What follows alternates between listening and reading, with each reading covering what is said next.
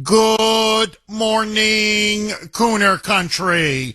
Okay, my friends, I promise, obviously, we're going to be talking about the government shutdown later on the show.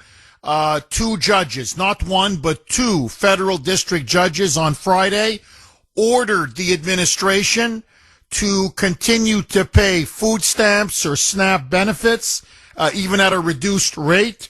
And so that has temporarily halted the crisis regarding food, but really it's only a Band-Aid.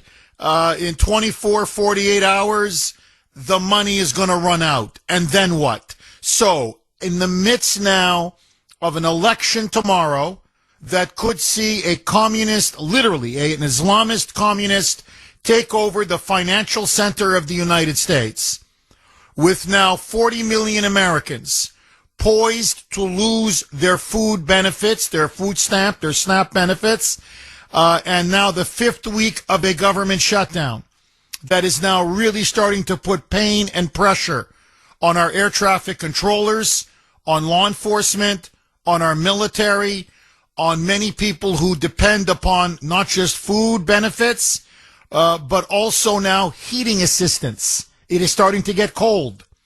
And millions of low-income Americans now are going to lose their support that they get for helping them to heat their apartments or their homes. So, in the midst of all of this, President Trump has now thrown down the gauntlet to the government of Nigeria. And this is an issue, if I can be brutally honest with all of you, like I'm in the confessional, that is very dear to my heart. I have been following what's been happening in Africa now for several years. I am a big champion and proponent of the besieged and beleaguered Christians of that continent. And what's happening in Nigeria, and I'm choosing my words now very, very carefully, is a coordinated genocide. Genocide against black Christians. In particular now, it is the Christians who live in Nigeria, by Islamist insurgents led by Boko Haram. They operate in the northern part of Nigeria. They are savage. They are barbaric. They are brutal.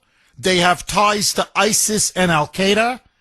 The crimes that they commit are practically unspeakable. In fact, I don't even want to tell you what they are. It's too early in the morning. I'm not kidding. I don't want you to lose your breakfast. But if you remember Boko Haram, they gained notoriety temporarily under the Obama regime when they kidnapped nearly 300 young girls in a Christian community. And remember, Michelle Obama did her ridiculous Bring Back Our Girls campaign. Hashtag Bring Back Our Girls. I don't know if this strikes a chord with anybody. If you you remember what she did, but it was all on the internet. It had no effect whatsoever. Most of those girls, young girls, were raped repeatedly, systematically raped, and then they were either murdered or they were converted, forcibly converted to Islam, in which they were then told to have babies for the Muslim conquerors. And so they essentially have been enslaved as baby factories for these Islamist savages. Well, that was then. It's gotten much worse now. Over the last 10 years, over 125,000 Nigerian Christians have been slaughtered and massacred in a slow-motion genocide in which the Nigerian government has looked the other way. The Prime Minister of Nigeria, the leader of Nigeria, is a Muslim. His foreign minister is a Muslim. Most of the members of his cabinet are Muslims. They are nominally secular, but it's obvious they don't want to really take on Boko Haram and these Islamist insurgents that are going into Christian town after Christian town, Christian village after Christian village, and committing some of the most unspeakable atrocities. It is deliberate, It is systematic. It is premeditated mass murder and religious cleansing. There's no other way to put it. Churches, by the way, nearly 18,000 churches have been deliberately razed and burned to the ground. Priests, nuns, murdered in the most heinous fashion imaginable. So this is not just some kind of a quote-unquote civil war. It's not. This is the deliberate extermination and mass murder campaign, a genocidal campaign against Christians because they are Christians by radical Islamists. The UN has deliberately turned a blind eye. Most of the Western world has deliberately turned a blind eye. Joe Biden did nothing. Barack Obama has done nothing. So, the first black president who talked about, defending blacks and black rights did absolutely nothing while black Christians were being exterminated. Black Lives Matter has said nothing. In fact, where is BLM? Where is BLM at this historic moment now where the Christians of Nigeria are being wiped out in front of our eyes? Where is Black Lives Matter? Nowhere. To all of those Palestinians and the left, if this was 125,000 Palestinians that were being slaughtered, raped, and beheaded systematically, they would have torn this country apart. The campuses would be exploding. It would be million people marches on every major city. But because it's blacks and because it's Christians and the perpetrators are Muslims, silence. Silence. To the media, you should be ashamed. Again, if these were Palestinians, oh my God, you'd have CNN cameras there, MSNBC, you'd have people, oh my God, the inhumanity. How could this go on? The inhumanity. We demand justice. No justice, no peace.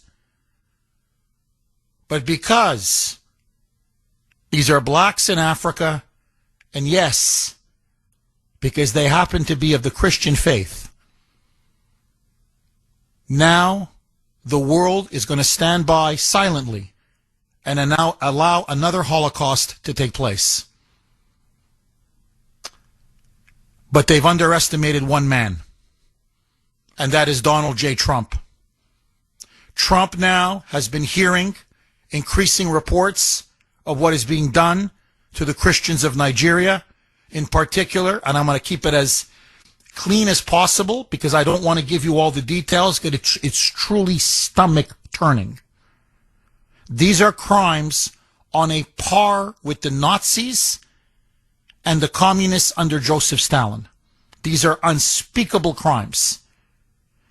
He has seen pictures of what is being done systematically to young girls, young boys, how many of them are being enslaved under Islam, what is being done to women, what is being done to the elderly, what is being done to men. And this is what he wrote over the weekend to the Nigerian government that is now deliberately not lifting a finger and allowing these Muslim savages, these insurgents, to run wild and rampage. Quote, here is what Donald Trump wrote.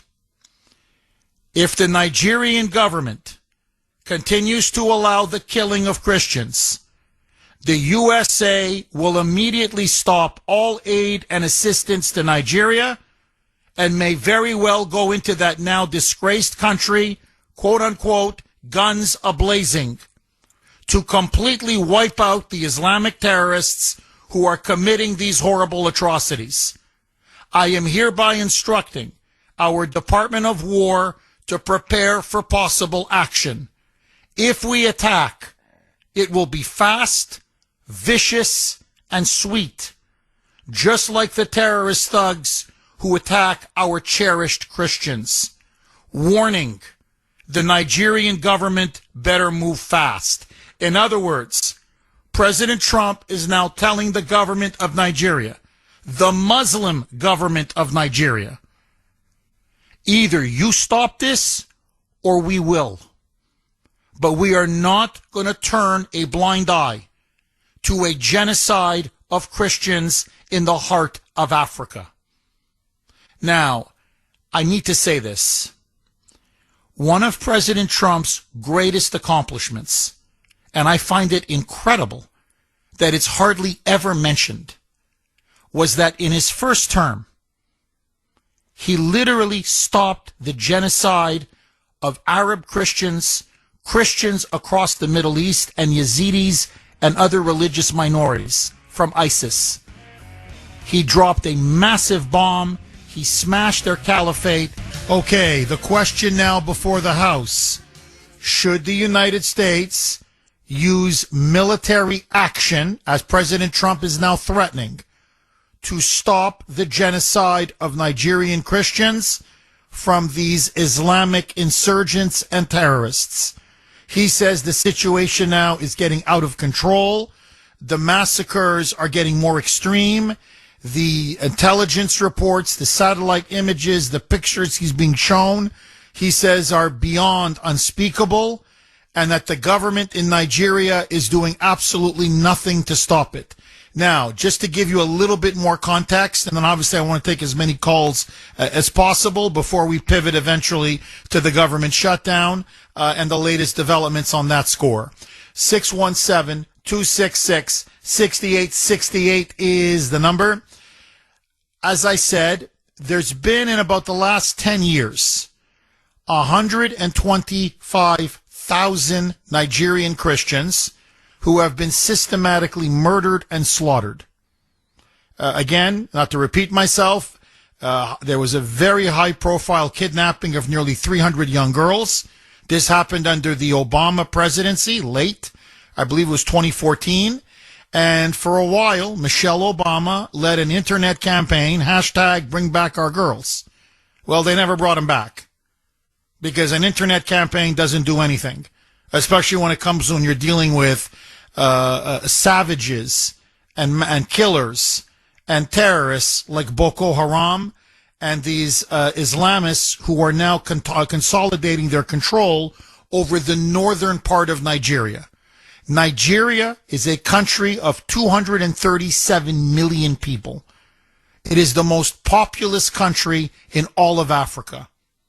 It is roughly split between half-half between Muslims and Christians.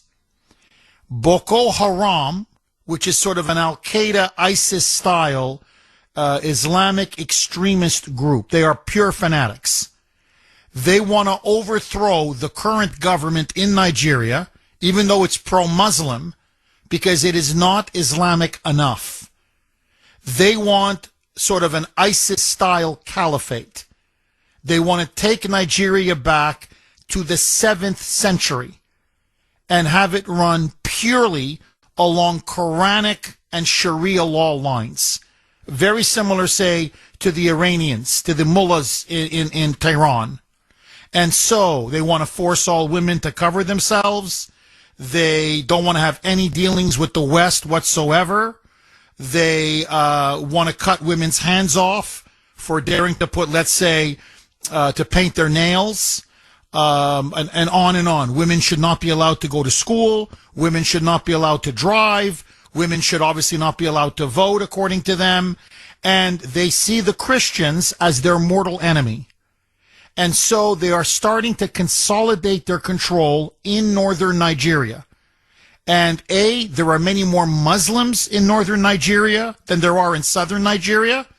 So that's giving them an advantage. They blend with the population. It is also very dense in forests.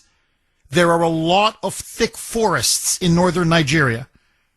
And so sending in the military to try to root them out is very difficult.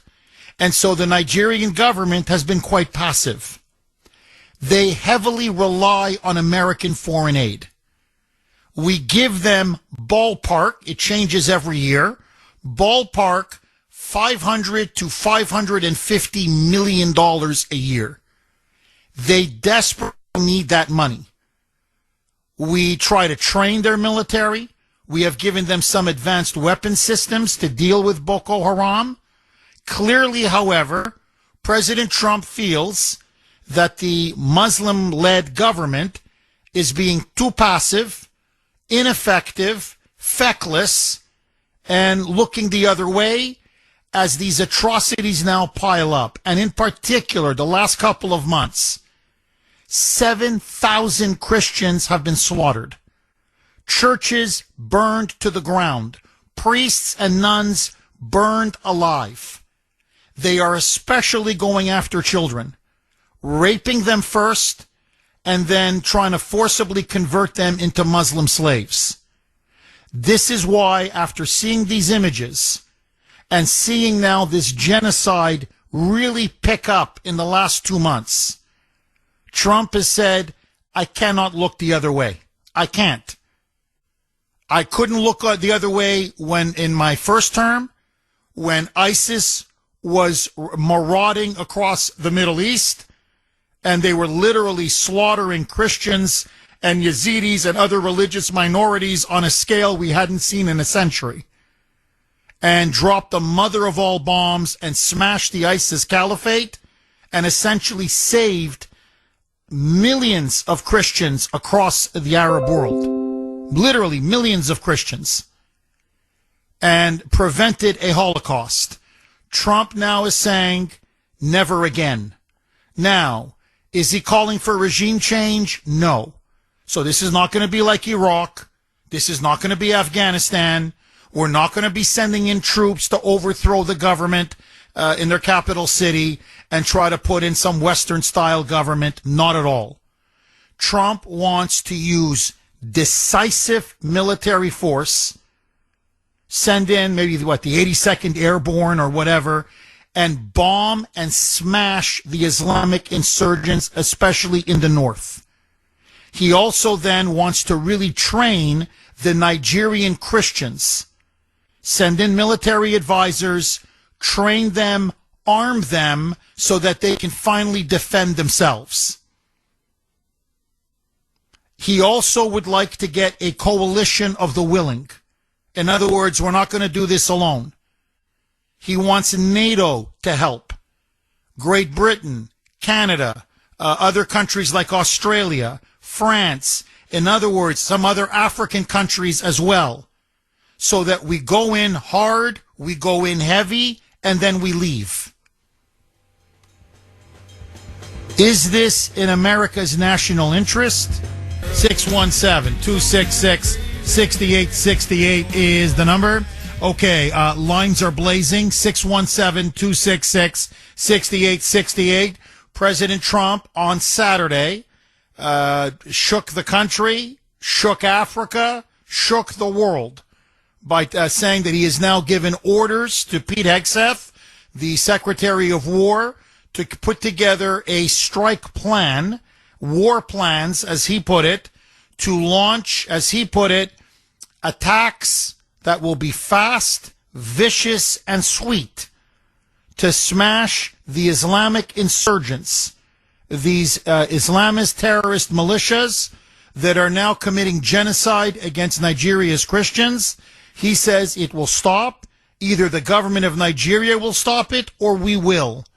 And so my question to you, is it our moral responsibility as a nation to stop the genocide of Christians, and in particular, the Christians of Nigeria?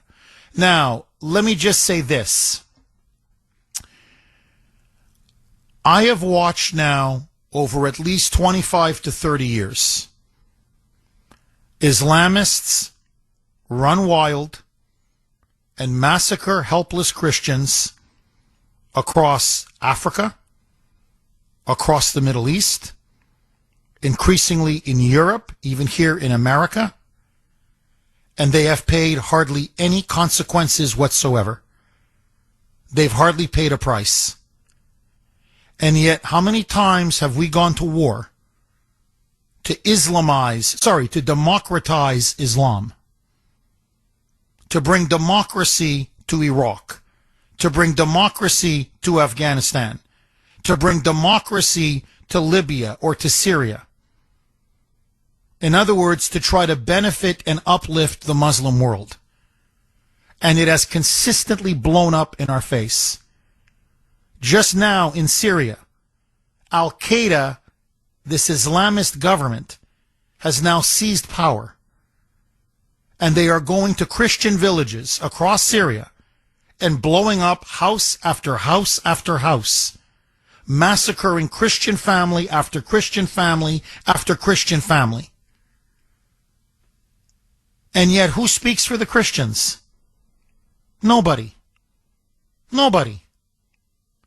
And I'm not saying this as a critic of Israel. You know how pro-Israel I am and how much I defend them, because I believe they are surrounded.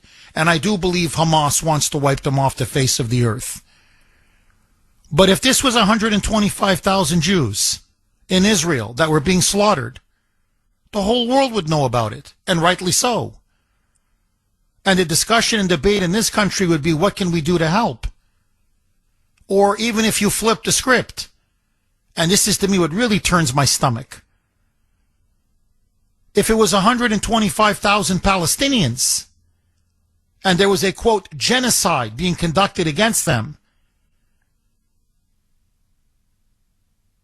the left in this country would be going berserk. The media would be covering this 24/7 saturation coverage. You would have Democrat after Democrat after Democrat screaming, demanding action. You would have rally after rally, protest after protest. I think Ilhan Omar and Rashida Tlaib and AOC and Zoran Mamdani and Elizabeth Warren and Bernie Sanders would get a freaking heart attack. Our college campuses would literally explode. We'd have millions of people marching on the streets blocking traffic. And yet, when it comes to the Christians, and I'm sorry I have to say it, the true religion of peace, silence. Silence.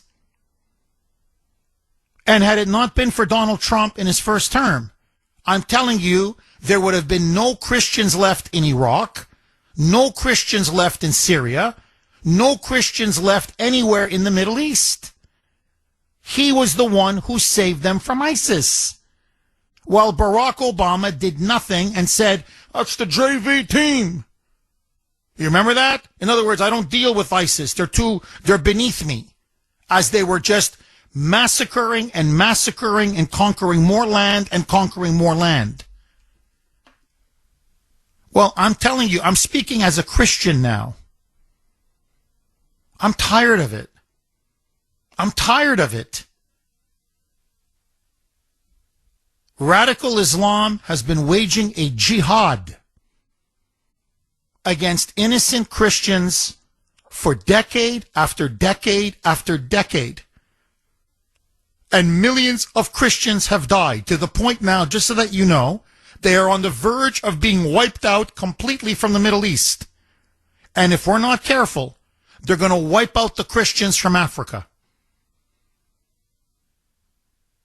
And their goal, they want to take over Nigeria, because Nigeria is the jewel in their crown. It's not just the most populous country in Africa. It sits on oil.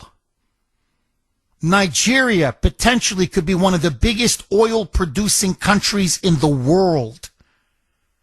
It's got so much oil. So it has ultimately tremendous strategic value. And that's why Islam wants to claim it. Now, I'm telling you, look at the pictures, look at the images, don't take my word for it. These are Christians who are very simple in their faith. They're very pious. They live in very poor conditions. Most of them live in villages. Their daily life is one of survival and prayer. That's it. and they're being massacred in their villages, in their homes. Their churches are burned and razed. Their priests and nuns are murdered in the most disgusting, defiling ways imaginable.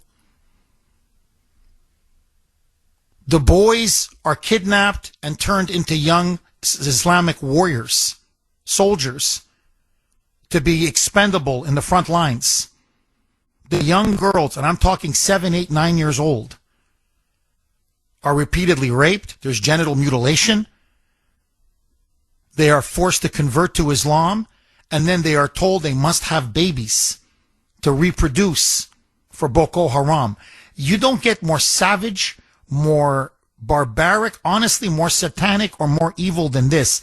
This is like the Crusades all over again.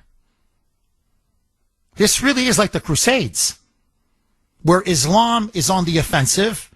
Islam is waging a war of aggression, civilizational aggression, and the West either does nothing or very little until a crusader rises among them, a Richard the Lionheart.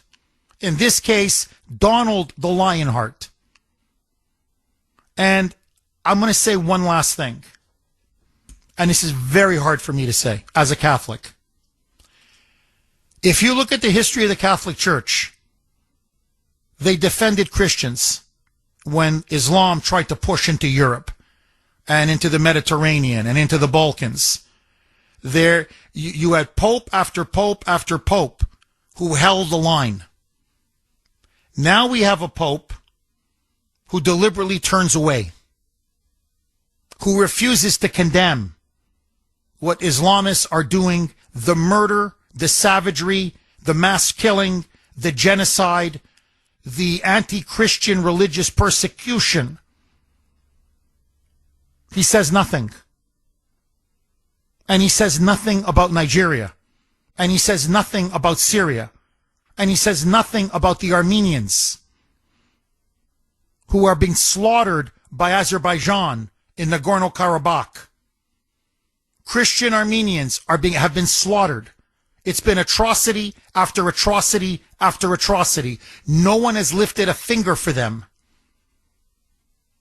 And I'm just telling you, there's a part of me that says, finally, the West is going to stand up. Finally, this butchery is going to end. Finally.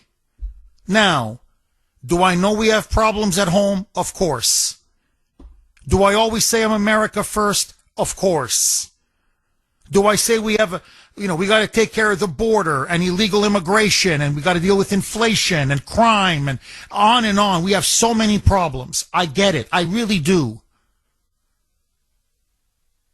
But we're not talking about a regime change war. That's not what Trump is talking about.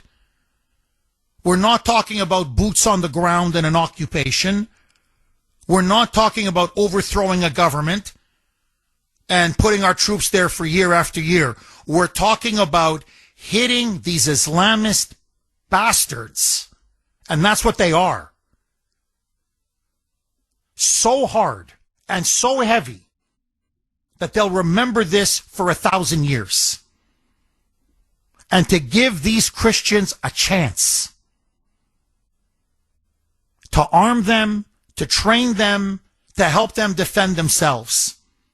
And God willing, we will have other countries across Europe, NATO, Australia, and countries across Africa who are volunteering to help. Okay, President Trump now, in a Truth Social post, throws down the gauntlet. In fact, it was on Saturday. After looking at more horrific pictures, he now said he's seen enough. He can't look at it anymore. Either the government of Nigeria prevents the Islamic insurgents, these terrorists, from stopping them from continuing their massacres of Christians. 7,000 in just the last couple of weeks alone, 125,000 over the last 10 years. He says either you stop the genocide or we will.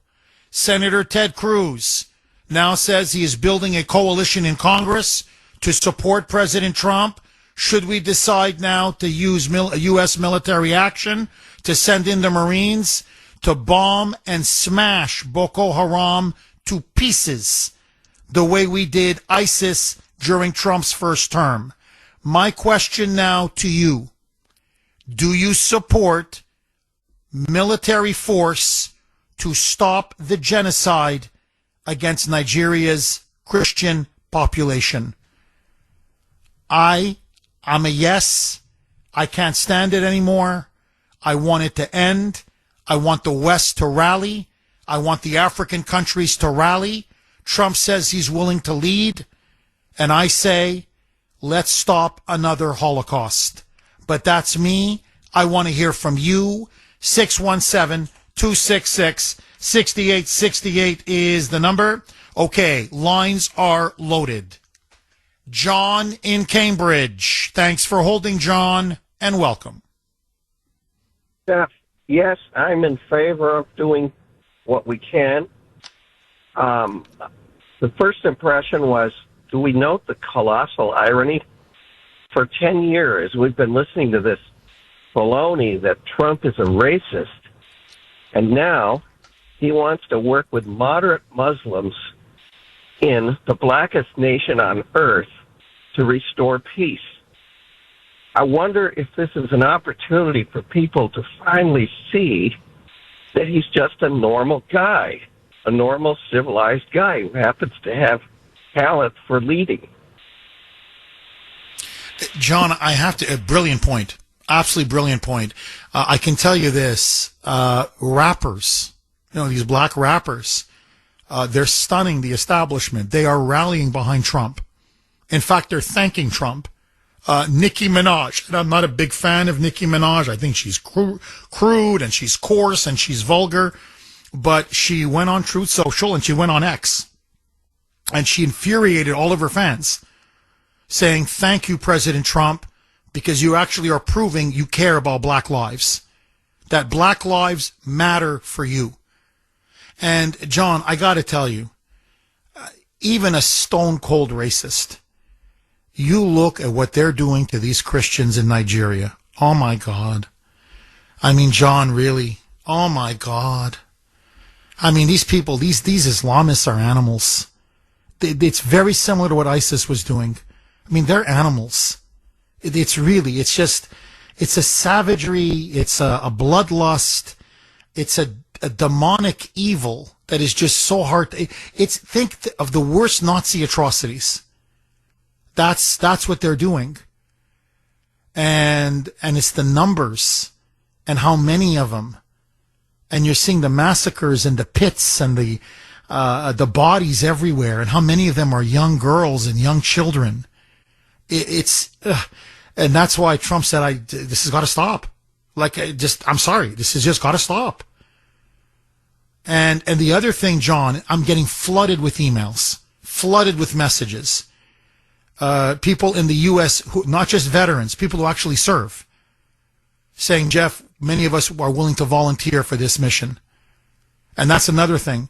A lot of American service members are saying, we don't want you to order anybody, Mr. President. Get an all-volunteer force. You'll be amazed how many people are going to volunteer.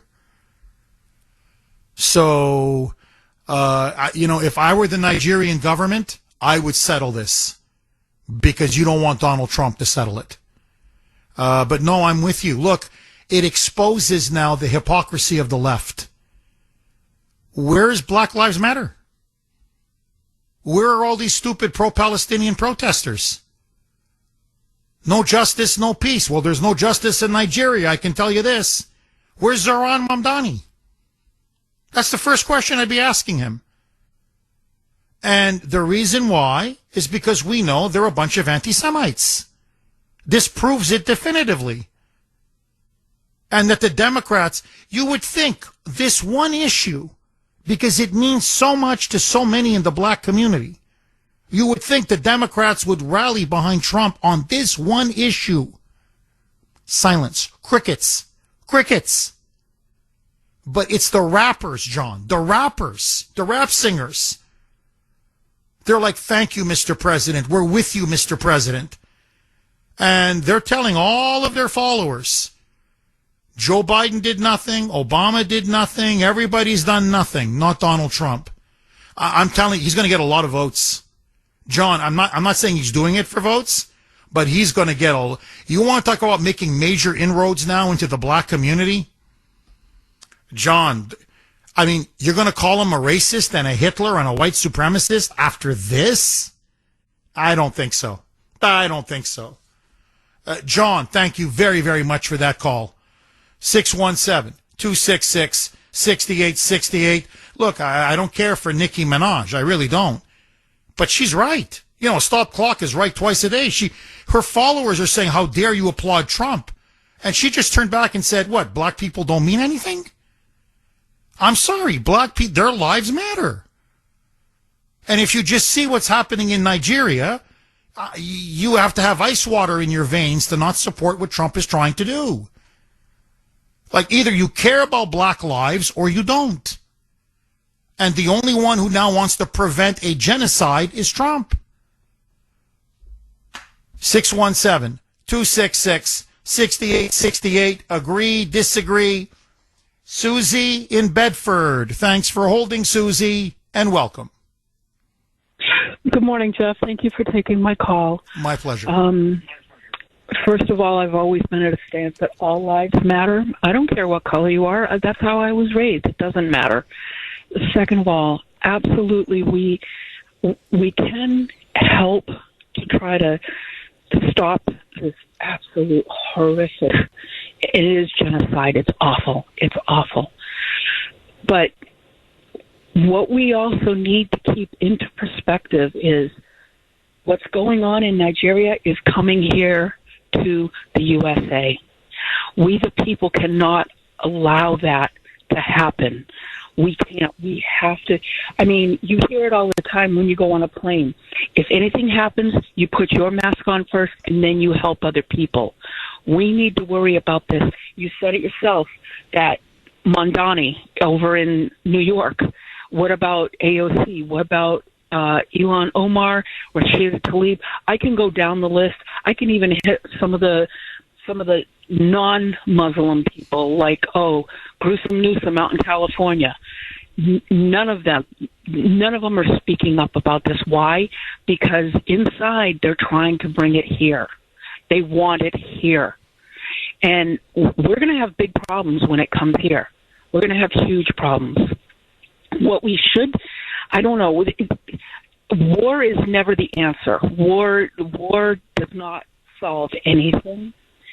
Maybe if these Christians want to be moved out of these Muslim areas, Muslims and Christians will never get along.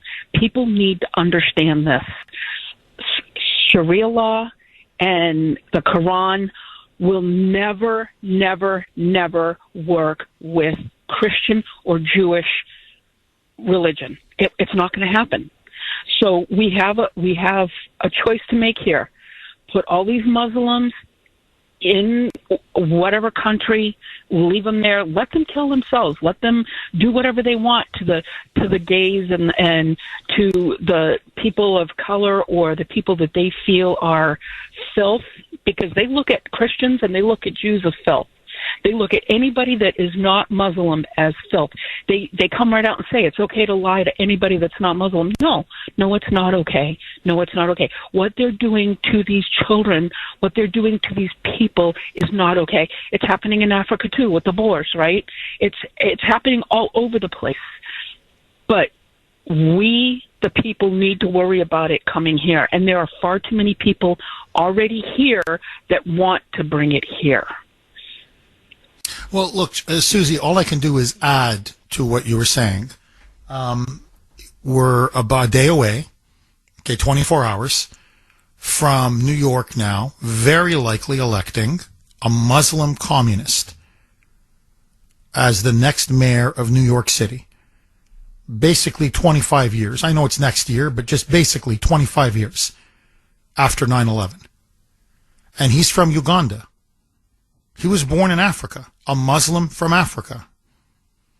And now he is going to be the next mayor of New York. That's how badly things have fallen here at home. And, he goes on about the Palestinians over and over and over and over again. He doesn't tell you what's happening in Syria. In fact, he's got an ad out in Arabic. I'm going to play it later. Literally, it's in pure Arabic. So he's not even hiding who he is anymore. It's an ad in Arabic to the people, to the Muslims of New York. He's drinking tea, like Arabic style tea. And he's talking to Muslim men and women wearing the hijab. And he's speaking to them in Arabic. And Mamdani is telling them in this ad, I may look like your brother from Damascus, okay, from Syria. But you can tell I'm not because of my poor Arabic. So he's basically saying, I know my Arabic isn't very good. Excuse me, but I'm one of you, and you're one of me. And he basically says, elect one of your own. And I will give you free childcare, free transportation, rent freeze. In other words, I'll give you all the socialist handouts and benefits you want. And as I said on X last night, and I'm going to repeat it, if you're running Arabic ads, and he speaks Arabic the entire ad, and underneath it in the chyron, there's Arabic words, and there is English underneath it. But you see Arabic script, and you see the English translation. But he's talking in Arabic the whole time. And the implication, you couldn't make it clearer. Sharia is next. Sharia is next. So we're going to do to New York what we did to London, and what we've done to Dearborn in Michigan, and to Minneapolis, St. Paul in Minnesota, and to everywhere else. We're going to have prayers announced over loudspeakers 5 times a day.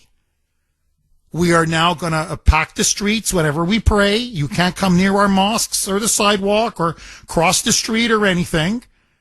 You're going to see more halal food. You're going to see more mosques to be built. And yes, Sharia law is coming.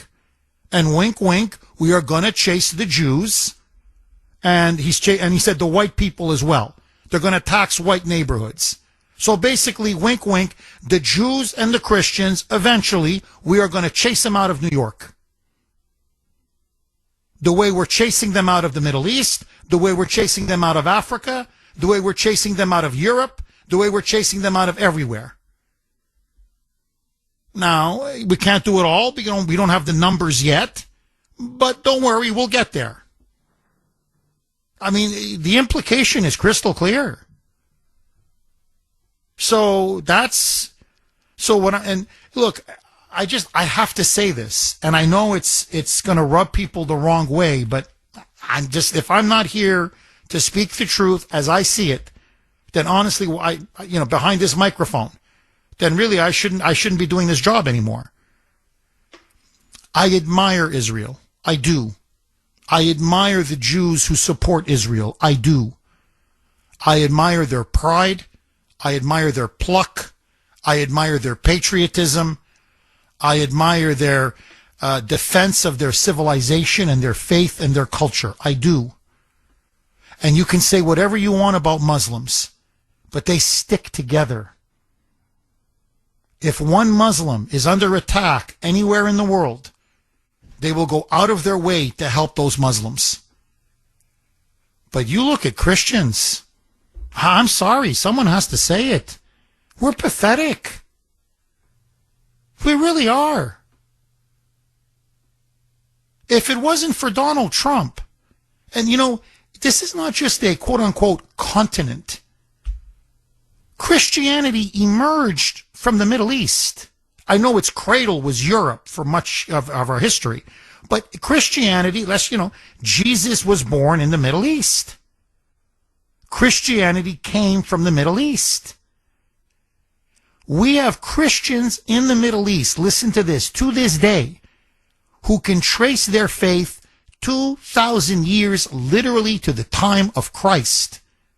They still speak his language, Aramaic. They still keep the traditions and the liturgy as it was 2,000 years ago. they were going to be exterminated to a man, woman, and child if it wasn't for Donald Trump. That's what ISIS wanted to eliminate and wipe out. It wasn't just ethnic cleansing. It was cultural, religious cleansing. Donald Trump saved the Christians of the Middle East and others. There were Yazidis, Kurds, the Druids. I mean, there's other minorities that he saved as well. But I'm saying primarily it was the Christians. It's a miracle. I don't think there's one church pulpit that praised him for this. Catholic, Protestant, Orthodox, I don't care. No one said a word. So even from the pulpit, again, it doesn't matter your denomination. Has anybody spoken about the Christians of Nigeria? No. As I speak to you now, the Christians of Syria are being wiped out. By the way, because Biden installed an Islamist in power in Syria. Our own government did. Is anybody talking about them? No. Has anybody talked about the Armenians who were slaughtered by the Muslim from Azerbaijan, these Islamist animals over Nagorno-Karabakh? No. With the hand of Turkey, the help of Turkey? No. So what I'm saying is, if it wasn't for Donald Trump, I'm telling you, you would see every Nigerian Christian being beheaded. And none of us raise our voice? None of us say, this is a believer in Christ, a fellow in Christ. And we can't defend them? We can't speak up for them? We can't, no one's asking us to fight their wars. But we can't give them weapons to defend themselves? We can't put pressure on our State Department to withdraw aid from the Nigerian government if they're not going to protect their country's Christian population? So you see, we will literally go to war for Israel or to democratize Islam. We go to war for other faiths. I'm just stating the obvious, and I'm very pro-Israel. Because we have to defend our national interest and we have to defend civilization. But my point is, we will go to war for everybody but Christians. Even though we're a Christian nation. I mean, we're a majority Christian nation. We were founded as a Judeo-Christian nation. There's something seriously wrong here. And honestly, there is no solidarity among Christians whatsoever. Whatsoever. So I'm sorry, I think it's disgraceful. And I'm tired of it. I've been reading about this now for 30 years. How many Christians are the Muslims going to butcher? Like, when is enough? 1 million? 2 million? 5 million? 10 million? By the way, that's the number. That's how many. Like, when is enough? So what? They have to exterminate every single last one of us? Is it what? Is Europe the line? So we just let them kick everybody out of Africa and kick everybody out of the Holy Lands and kick everybody out of the Middle East? And then what? We draw the line in Europe? Is that it? Or no, we don't even know. We can let them know. Even Europe falls as they infiltrate us here in our own country? It's eerily, remember, those who fail to heed the warnings of history are doomed to repeat it. The Crusades were late by the West. They were a late, limited, defensive reaction to hundreds of years of Islamic atrocities, conquests, and expansion. But they finally woke up before it's too late. Trump is basically saying it's going to get too late. I'm not going to allow the Christians in the most populous country in Africa, sitting on a wealth of oil, to just be exterminated and wiped out. No. Because if they're wiped out of Nigeria, they're going to be wiped out of the entire continent of Africa. And if they're wiped out of the entire continent of Africa, they'll be wiped out from the entire continent of the Middle East. The entire Middle East. And he's saying, no, I'm not going to allow that. Not on my watch. I am not going to preside over this kind of a massive Holocaust and extermination, which, by the way, if you look in terms of numbers, would make the original Holocaust pale in comparison. We're talking much bigger numbers than 6 million. If the Muslims succeed in their plan to wipe every Christian off the face of the earth, or just out in Africa or the Middle East. So you've got to draw a line somewhere. And Trump is saying, I'm drawing a line. Here's my red line. Go. You want to cross it? I dare you. So I remember I had this debate with Grace over DeSantis when she endorsed him in 2020. And I said, let me tell you something right now. Sorry, in 2024. I said to her right now, I'm not going to get into all of Trump's achievements or what he did with Roe versus Wade or what he did with the border or I'm not going to get into any of that. He stopped the genocide and massacre of Christians in the Middle East when he destroyed. Okay, President Trump now threatens to use U.S. military force to stop the mass murder and genocide of Christians, black Christians in Nigeria being perpetrated by Islamist insurgents. He's now telling the Nigerian government, we are going to withhold all foreign aid, and if this continues, we are going to go and finish off Boko Haram. That is the key Islamic terrorist group that's driving all of the killings, the massacres, the beheadings, the burnings of villages and churches. If you don't take care of Boko Haram, we will. Should the United States use our forces, U.S. Military force, to smash the Islamic insurgents in Nigeria and to end the genocide against the country's Christians? 617-266-6868 is the number. Okay, Mamdani is playing Arabic ads. Literally, he just ran a big ad over the weekend. It's fully in Arabic. He's appealing to the Muslims in New York to vote for him. He's drinking tea, Arabic tea, and he's telling them, vote for me. I'm one of you. I'm a brother from Damascus, as he put it, even though he was born in Uganda. He's a Muslim from the African country of Uganda, saying, I'll give you all the free childcare, all the free buses, rent freeze. I'll give you everything. Just vote for me. Here is the ad. Roll cut 30, Mike. مرحبا، أنا اسمي زهران ممداني وعم رشح حالي ليكون العمدة الجديد في مدينة نيويورك. بعرف شو عم تفكروا، شكلي كأني سهركم من الشام، بس العربي تبعي بده شوية شغل. مع هيك أنا حابب اليوم أطلب دعمكم يوم 4 نوفمبر. العيشة بنيويورك صارت غالية للكل. زيك يا باشا. كل شيء تمام؟ وصار صعب نعيش فيها ونربي أولاد. أنا كعمدة رح جمد الإيجارات لأكثر من 2,000,000 شخص. وخلي الباصات سريعة ومجانا وأضمن رعاية الأطفال شاملة لكل العائلات. ويمكن ما فيني أقنعك إنه الكنافة النابلسية بستانوي أطيب من نيوجيرسي، بس بوعدكم إني راح أشتغل بكل جهدي لأسهل عليكم بفتح مشاريعكم الصغيرة وتدفعوا إيجاركم وتبنوا مستقبلكم في مدينة نيويورك. التصويت المبكر مفتوح الآن حتى 2 نوفمبر ويوم الانتخابات يوم 4 نوفمبر. أنا منكم وإليكم.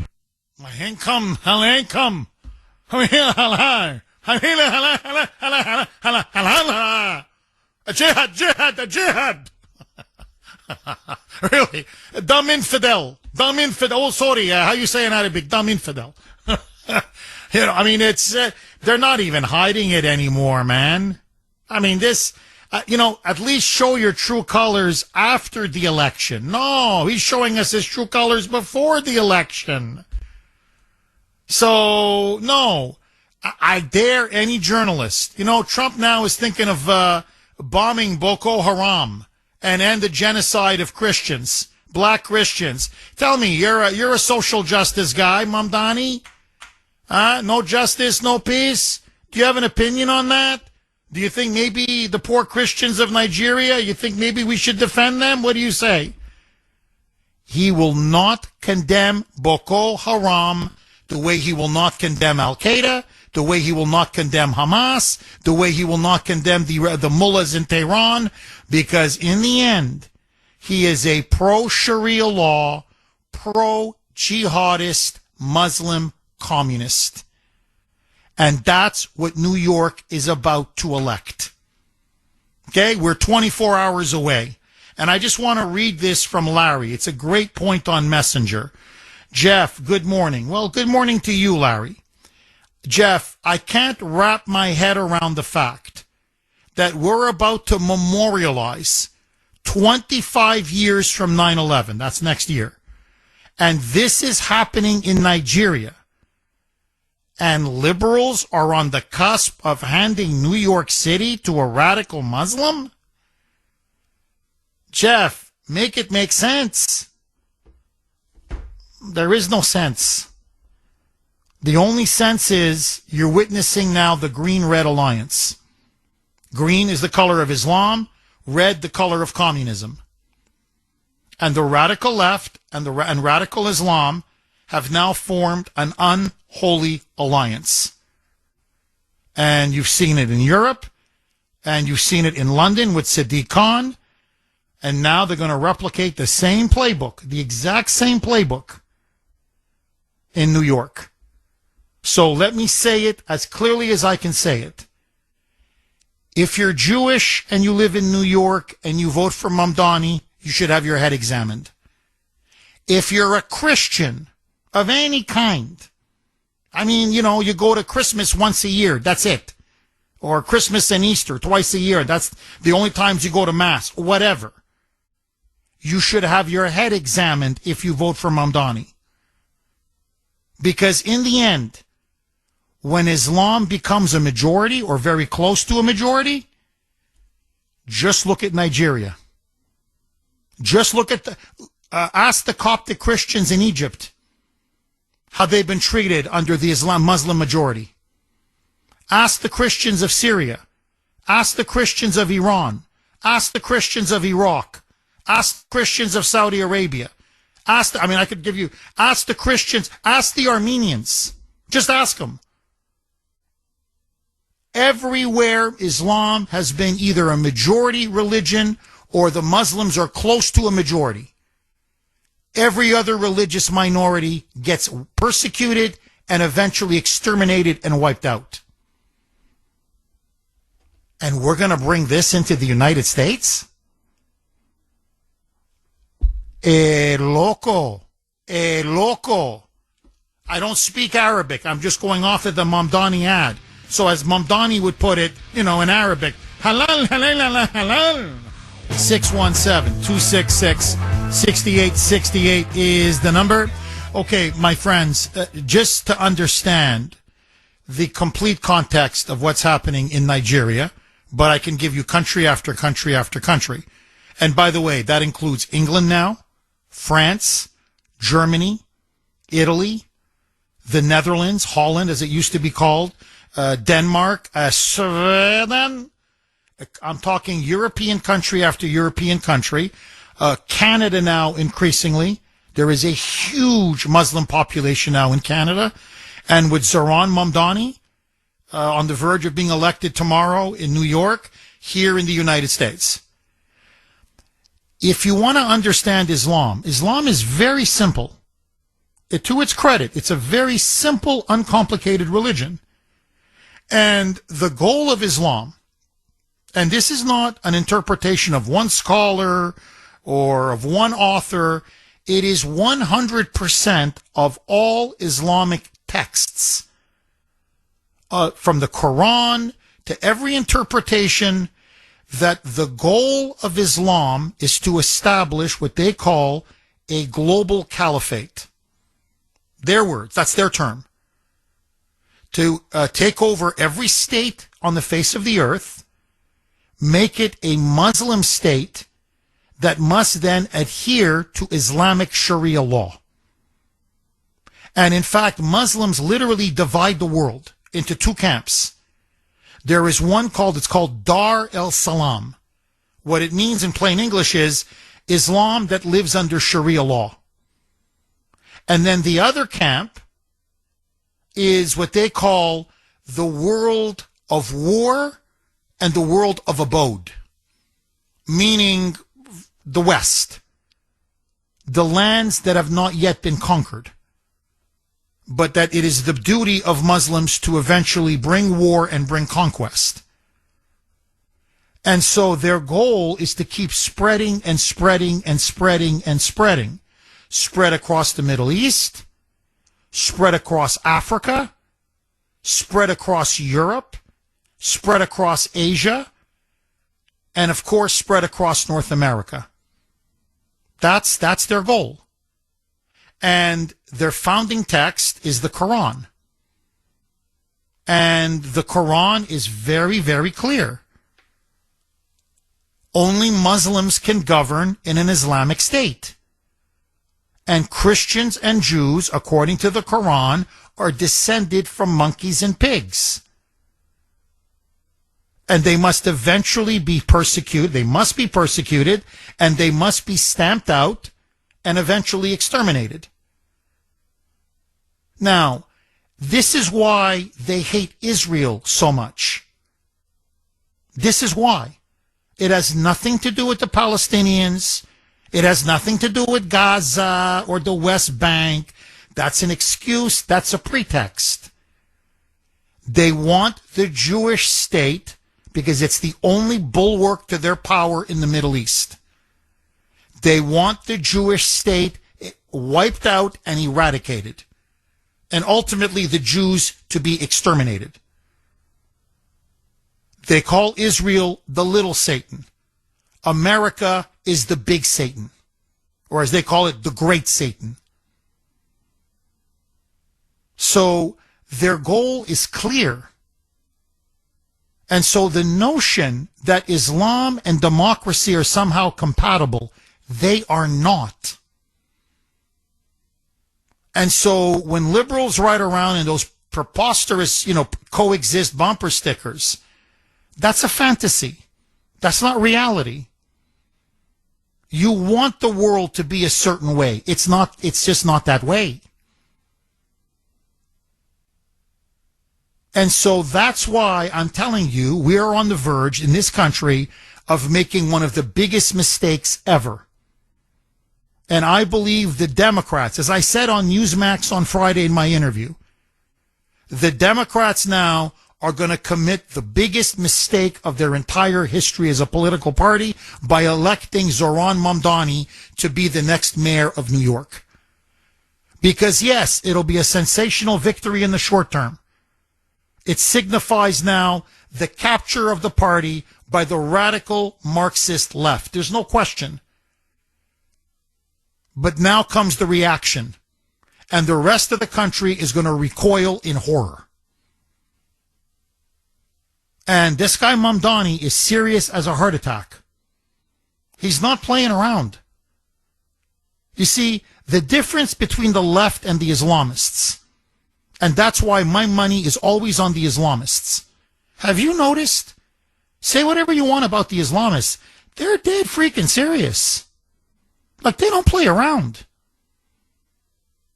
If when they tell you they're going to hijack a plane, they hijack a plane. When they tell you they're going to wage holy war, they wage holy war. When they say they're going to shoot up a synagogue or a church, they shoot up a synagogue and a church. Like, they don't back down. They're not just yak, yak, yak. They're not like these Hollywood leftists. I'm leaving the country, and they never leave. They're not Elizabeth Warren, who ultimately is just there to line her pockets. They're not playing games. Their religion commands them ultimately to have a world Muslim empire and to annihilate the two great faiths that stand in their way, Judaism and Christianity. And with all due respect to the Jews, and I don't mean this in an insulting way, it's because your numbers are so much smaller. I mean, yes, they want to destroy Israel. They want to wipe you out. But ultimately, Islam fears Christianity much more than the Jews because of our numbers. Because you've got, what is it, way over 1 billion Christians in the world. So that's why for them, how do I say this? Israel is the appetizer. America, Europe, the West, that's the main course. That's the main course. And so, like the Crusades, finally it appears we have a Crusader leader who stopped the radical Muslims in his first term against ISIS and is now seeing what's happening in Nigeria. And it's not just the pity that he's taking on what's happening to these Christians. He knows if Nigeria falls, then you're looking at Niger, you're looking at Cameroon, you're looking at Sudan. You're looking now at a breakout for radical Islam all across the African continent. We're talking tens and tens and tens and tens of millions of Christians are going to be exterminated. We're talking about a slaughter on an unimaginable scale. But then Islam will own all of the resources of Africa, and they're going to weaponize immigration and then send them north into Europe. That's the goal. Flood Europe now with more Muslim migrants from the Middle East and especially from Africa. Just overwhelm Europe with migration. So Trump is not a stupid man. And that's why he's saying we have to draw a line somewhere. And I want to do it on the highest moral ground possible. And this is it. Now, I just got to say this last thing. I don't know. It's part of me says I'm urging you to look at the pictures. The other part of me says don't, because once you see something, I'm telling you, you can't unsee it. You have to see what they're doing to these children in Nigeria. I know the left goes, the children. The Democrats always use that canard. I'm telling you, these are real children suffering the most unspeakable, unimaginable atrocities. And you look at this and you're like, you're speechless. You're speechless. You turn the other cheek, you get murdered. The Christians of Nigeria are turning the other cheek. They're getting murdered. The Christians of Iraq, the Christians of Syria turn the other cheek. They get murdered. Christianity is not a suicide cult. You have the right to defend yourself. In fact, in the Catholic Church, there's something called just war theory. You have the right to defend your home, your country, your family, your civilization. In fact, you're commanded to do it. Arm those Christians, train those Christians, bomb Boko Haram, quick, decisive, and let the Muslims know from now on, we're not going to be on defense, they're going to be on defense. Lee, how are you? Thank you, Jeff. You're speaking beautifully as usual. Thank you. And I appreciate your comments on Israel too. I was in Israel not long ago, and that's the only place they said the Christians are growing in population a couple % a year. It's a small, but when they sent their planes, they needed they used military force to protect the Druze community. That's like a Christian sect up in the north. Not a word from anybody. The Pope didn't say a word. I didn't hear a word from anybody. When the United Nations was founded, the biggest mistake they made is allowing Muslim and communist countries. That's why Trump, I hope someday, will make a move to shut down the UN, start a new organization with certain values, let other countries join when they can meet those criteria. Maybe that would be a solution.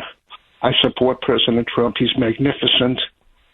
And my only other thing I would say, and maybe this is not realistic, but If I was a king, I would make a law.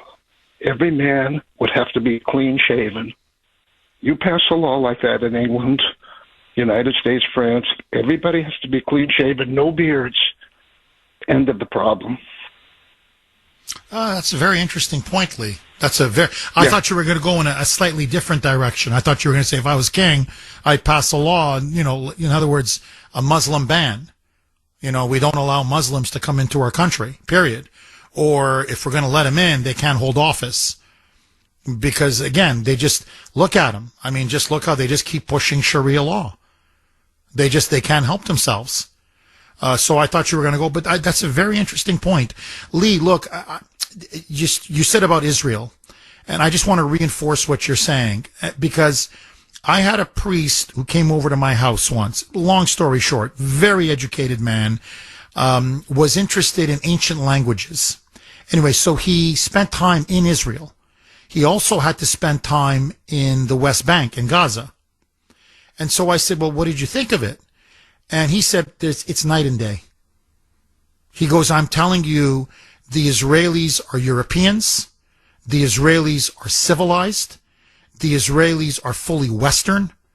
He said, the moment you get into the Palestinian territories, he goes, you're basically dealing with cultural barbarians. And he said what impressed him the most about Israel was how the small Christian communities there are protected, they're tolerated, how they can pray and worship freely, that they're completely not harassed. And just what you said, he goes, in fact, they're growing. It's the only area in the entire Middle East. I mean, it's small. They're a small population. I mean, they're growing, in small numbers. It's not like they're going to be 5 or 10%, but he said, no, they're growing.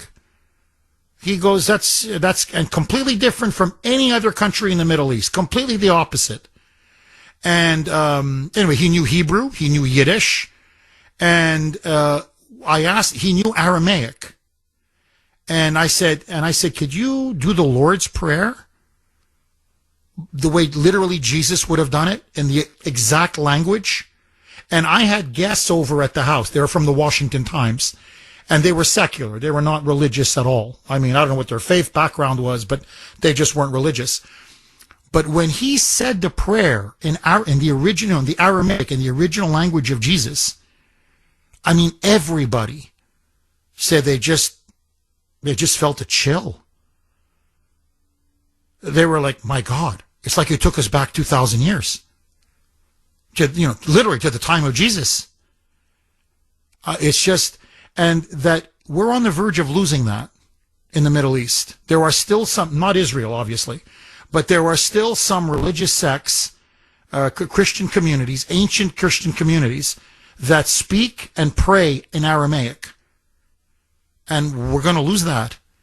Now, ironically, in Israel, this is what's amazing, is that you do have some Christian communities in Israel who are encouraged by the Israeli government to study Aramaic and to do masses in Aramaic. So the only country that wants to preserve the language of Christ, that he spoke in, is Israel. I.e. the Jewish state. So, Lee, look, it's all being exposed. They don't care about the West Bank or Gaza. They want to destroy Israel because they want to exterminate the Jews. And they want to destroy Christianity and exterminate the Christians. Because in the end, they want a one world government. The left wants a one world government. Islam wants a global caliphate. And that's why they're going to fight. In the end, they're going to fight. Like, let's just play it out, Lee.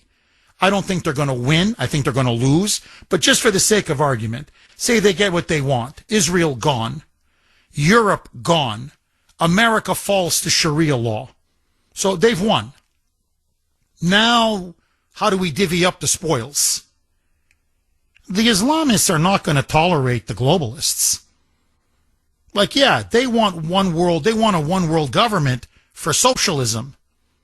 They want to make the world safe, essentially, for communist China. The Islamists want to make the world safe for Allah. And that's why I think in the end, this alliance is untenable. It's very similar to the Hitler-Stalin pact. This alliance between the radical left and radical Islam. You know, on paper, it looks very formidable. And they may have a couple of years in them. But eventually they're going to turn on each other. And my money is the Islamists are going to turn on the left. And when they do, they're going to rip their throats out. Because they're no match for these Islamists. Just my humble opinion. Lee, final word to you. What say you? On what you say, you speak so great. I don't know what to say except God bless President Trump. If we can't defend those people in Nigeria without a huge defense budget, then what the hell are we spending our money on our military for? That's what I would say. Amen. Lee, thank you so much for that call. 617-266-6868 is the number. Okay, I got a really heartwarming message from our Western PA constitutionalist correspondent, Dave. He's out in the Pittsburgh area. He's a vet, served in the Marine Corps. He said, Jeff, the Marines are ready to go to Nigeria, I'm telling you. And if need be, send in a volunteer force. And I think Trump may end up doing that. Like, okay, I'm not going to force you to do it because, you know, we're not being invaded by by Boko Haram. We're not being attacked. So I'm not claiming this is a war for the defense of the homeland. But this is a war to stop a genocide, a Holocaust, really, of black Christians, of poor black people who happen to be Christian. And I think he'd get a huge volunteer force. Honestly, he'd get Europeans would join him. African countries would join him. This would be a lightning offensive, similar to what we did in Iran. I mean, just, bomb some key strategic locations, break the back of Boko Haram in northern Nigeria, come in hard, come in heavy, set up a base or two, start training and arming these Christians. And before you know it, Boko Haram will be no more. And then the signal will be sent all across Africa, all across the Middle East. The Christians are not going to be your targets and victims anymore. Just like Israel is willing to fight back. The Christians now are going to fight back. So if I were you, I'd call a ceasefire. If you know what's good for you, you're not going to win this holy war.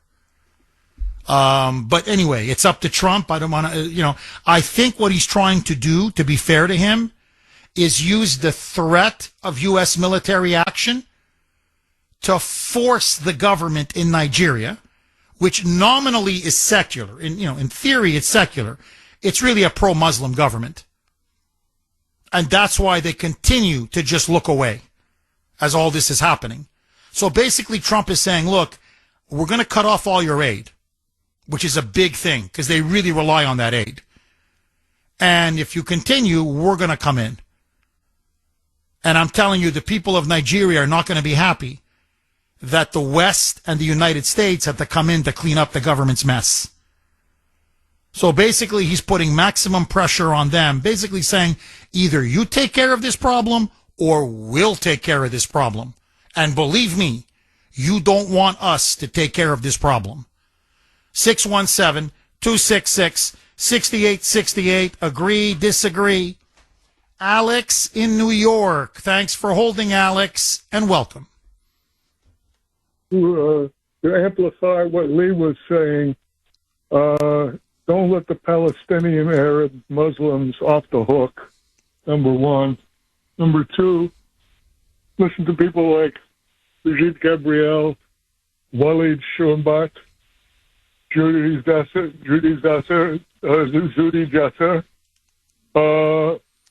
people who have left Islam for Christianity or would like to see Islam reformed. He mentioned the Druze. The Druze in the north, in the Golan, are renowned as border guards for the Israeli army. And what you have is a situation where you remember the Palestinians were ejected from Jordan after starting a civil war there. They went to Lebanon, destabilized it, and led to a long civil war. So now none of the Arab countries are willing to take in Palestinian refugees for fear of the same thing happening. And that's what we have now.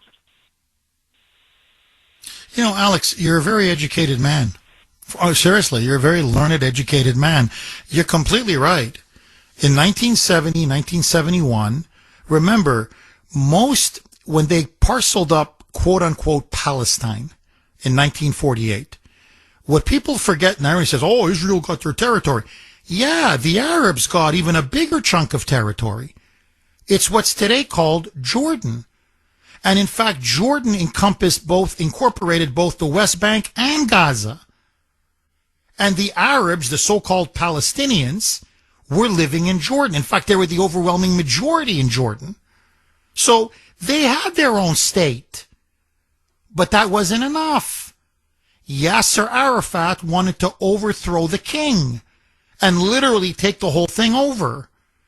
And by the grace of God, they failed. And that's when the Jordanian king said, out, get the hell out. You guys are troublemakers. And so many of them fled. And you're right, they went into Lebanon. And what did the Palestinians do when they went into Lebanon? They completely destabilized Lebanon. Hell, they started a civil war. And who did they target first and foremost? The Christians. The Christians. And they wiped out Christian community after Christian community after Christian community. So you're dead on, Alex. Yes, of course, their primary focus is the Jews, and they openly say they want to finish what Hitler started. They want to exterminate all 6 to 7 million Israeli Jews. But make no mistake about it, they're cutthroats. And when they had their chance to murder Christians in Jordan or murder Christians in Lebanon, they did. In fact, you look at the West Bank and Gaza, you know, you ask the Arab Christians in the West Bank and Gaza, would you rather live in Israel or would you rather live under Hamas? To a man, woman, and child, they'll say, we'll take Israel any day. Like any day. And it's not even theory or conjecture. People don't know this. There are millions of Arabs who live in Israel. Israel is a multi-confessional state. I mean, I know it's predominantly Jewish, of course. It's a majority Jewish country. It's a Jewish state. But there are many Arabs who live, millions of them, who live in Israel. And many of them are Christians, and they go to church, and they're not harassed, they're not persecuted. They can worship whatever they want. Many of them have jobs. They live a hell of a lot better than Arabs in most any other Arab country. And they're a hell of a lot freer. So, in the end, you have to ask yourself, what's the problem? Is it the Jews? No. Is it the Christians? No. The aggression always comes from one way and one group. And it's either Shia Islam or Sunni Islam. But it's always Islam. Alex, thank you very much for that call. And since you're calling from New York, and tomorrow, what are New Yorkers going to elect? These crazy moonbats? They're going to elect, I'm not kidding, an Islamic mayor of New York. An Islamic communist mayor of New York. You can't, it's like injecting yourself with cancer. Like, well, hey, let's try this. Hey, what the hell? No. Just because it's killed everybody before doesn't mean it won't work with us. Stick it in there. Okay, you want to jump off a cliff? I don't know what to tell you. 617-266-6868. Linda in Medford. Thanks for holding, Linda, and welcome. Tell you, I agree with the gentleman that was talking about the UN. In fact, I'm calling today to see if we can't start a movement to blow up the UN And the money we spend there, we can send to help these people. I consider the UN one of the biggest wastes of monies. Why aren't they over in the Middle East taking care of this? In fact, on a video on TV where Hamas comes in and steals the food that's meant to go to the Palestinians, and they had 5 men with AKs riding on the truck, and one of them had a UN uniform on. And think of the poor veterans that could live in the UN building. Oh, Linda, the UN, to say it's been a failure, I think is an understatement. It has been a disaster. It's been a source of massive corruption. It's a club for anti-American dictators. It's been used repeatedly to condemn Israel in particular. My God, do they hate the Jews of Israel and the United States. It is one of the most anti-American, anti-Semitic bodies on the face of the earth. And it appeases communist China. It appeases the entire Islamic world. They also keep pushing this garbage climate change. Look, it's the headquarters of it's the citadel of the entire globalist one world government movement. When you talk to people who call for one world government, and there are many on the left who do, they say, well, our capital is the United Nations. Our building, our parliament, quote unquote, is the UN. So they tell you everything what you need to hear within the first 5 minutes. And so, look, this is the thing I've noticed, Linda, and again, you may disagree with me. The thing about Mamdani, he reminds me so much of AOC and of Ilhan Omar and of Bernie. If you notice, one may be a Marxist, like they say Bernie. Bernie's not a religious guy. He's just a hardcore communist. Mamdani is clearly religious.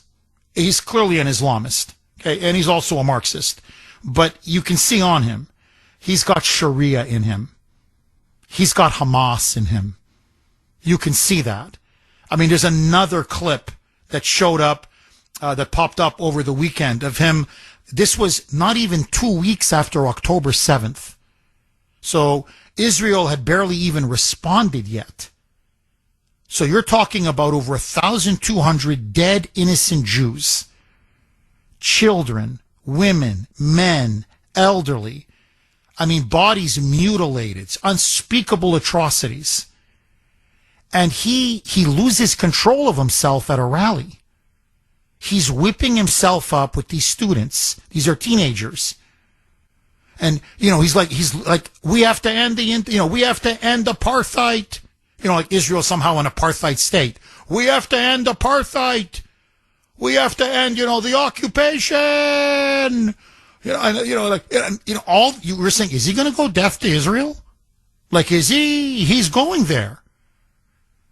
And he's going on about, justice for Palestine, globalize the Intifada. And I'm looking at him and I'm like, you're not condemning October 7th at all. In fact, what you're calling for is a holy war against the Israelis. In other words, more atrocities. You want to slaughter more of their men, women, and children. Like, buddy, you are sick in the head, man. So, but they're honest. You see, this is the thing. They can't shut up. Like, I don't care. Say what you want. Michelle Wu, she can't shut up. Elizabeth Warren, she can't shut up. Bernie Sanders, AOC, Ilhan Omar, they can't. Rashida Tlaib, the squad, they can't shut up. Mamdani, he can't shut up. So when you're dealing with fanatics like this, they have to tell you what they want to do, what they plan to do. And they're telling us now what they want to do. And so you've got Mamdani now running ad after ad after ad. He's running ads now with radical imams who were responsible and inspired the first attack on the World Trade Center.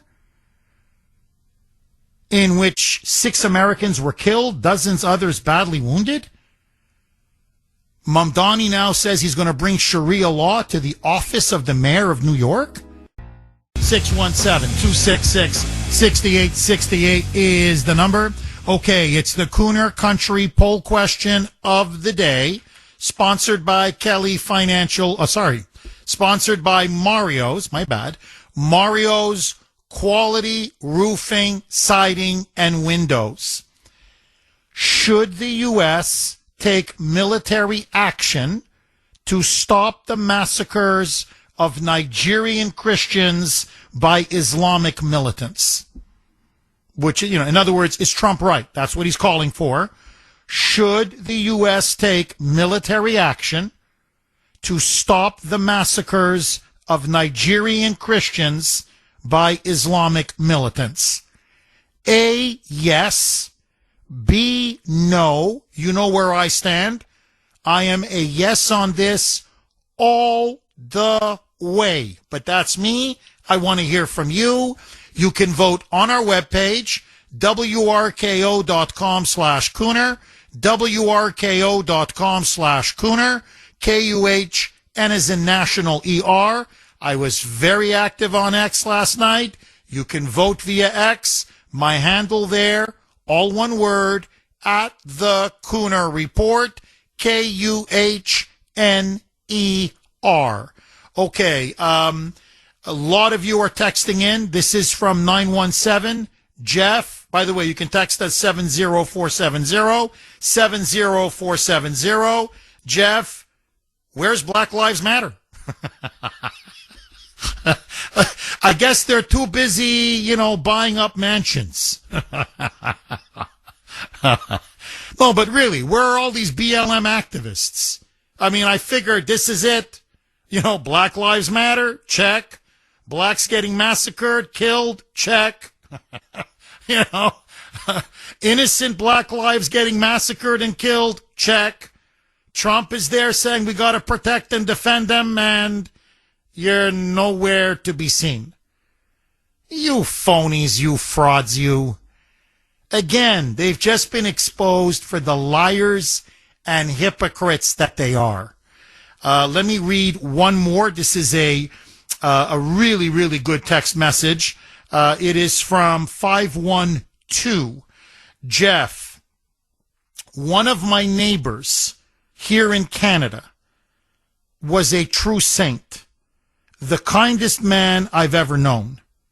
In the 40 years that I knew him, I never heard him say an unkind word about anyone. He was a devoutly Christian man and his own kind of missionary. This is interesting. He spent his savings on trips to Africa to help the poor people there. Ironically, mostly to Nigeria and Uganda. And he helped to build wells in remote villages so the people could have fresh water. He confided in me many years ago what he thought about the Muslims in both countries. Children of Satan were his words, not mine. Well, I'm telling you, when you see what they're doing to these black Christians in Nigeria, the atrocities, the mass murders, the rapes, the kidnappings of little girls, what they do to them after they've kidnapped them, what they do to their homes, to their churches, to priests, to nuns, to mothers, to the elderly. Really, children of Satan is the right phrase. It is satanic. It is evil. It is truly diabolical. 617-266-6868. The last thing they are is the religion of peace. It's a religion of war and a religion of conquest. Agree, disagree? Let's go to Mark in Medford. Thanks for holding, Mark, and welcome. I got to say, about that Mamdani ad in Arabic on TV. The only thing missing is people in the background yelling Allahu Akbar and a video of 2 planes flying into the World Trade Center. It's disgusting. Disgusting. Just take it off the air. But I agree. Mark, I promise I'm not going to cut you off, okay? I'm going to give you all the time in the world, even if I have to hold you over. I'm just curious. Why do you think he's playing this ad literally a couple days before the election? It's inflammatory. It's incendiary. It's just going to cause more people to potentially vote against him. Why would he do this, Mark, to be this brazen about it? Because you're right. All that's missing from the ad are the 2 planes crashing into the World Trade Center and someone yelling out Allah Akbar. So why would he do this, especially now, when he's on the cusp of winning the election and the race is tightening? He was up 20, then he was up 10. Now there's a poll that says, Cuomo's only behind by 7 points. So Cuomo is starting to close the gap. And yet it's like the closer he gets to the finish line, the more open he is about his pro-Sharia, pro-terrorist, pro-jihadist sympathies. What say you, Mark? Well, Jeff, in my opinion, and I believe this is true, is that he knows he's going to win tomorrow.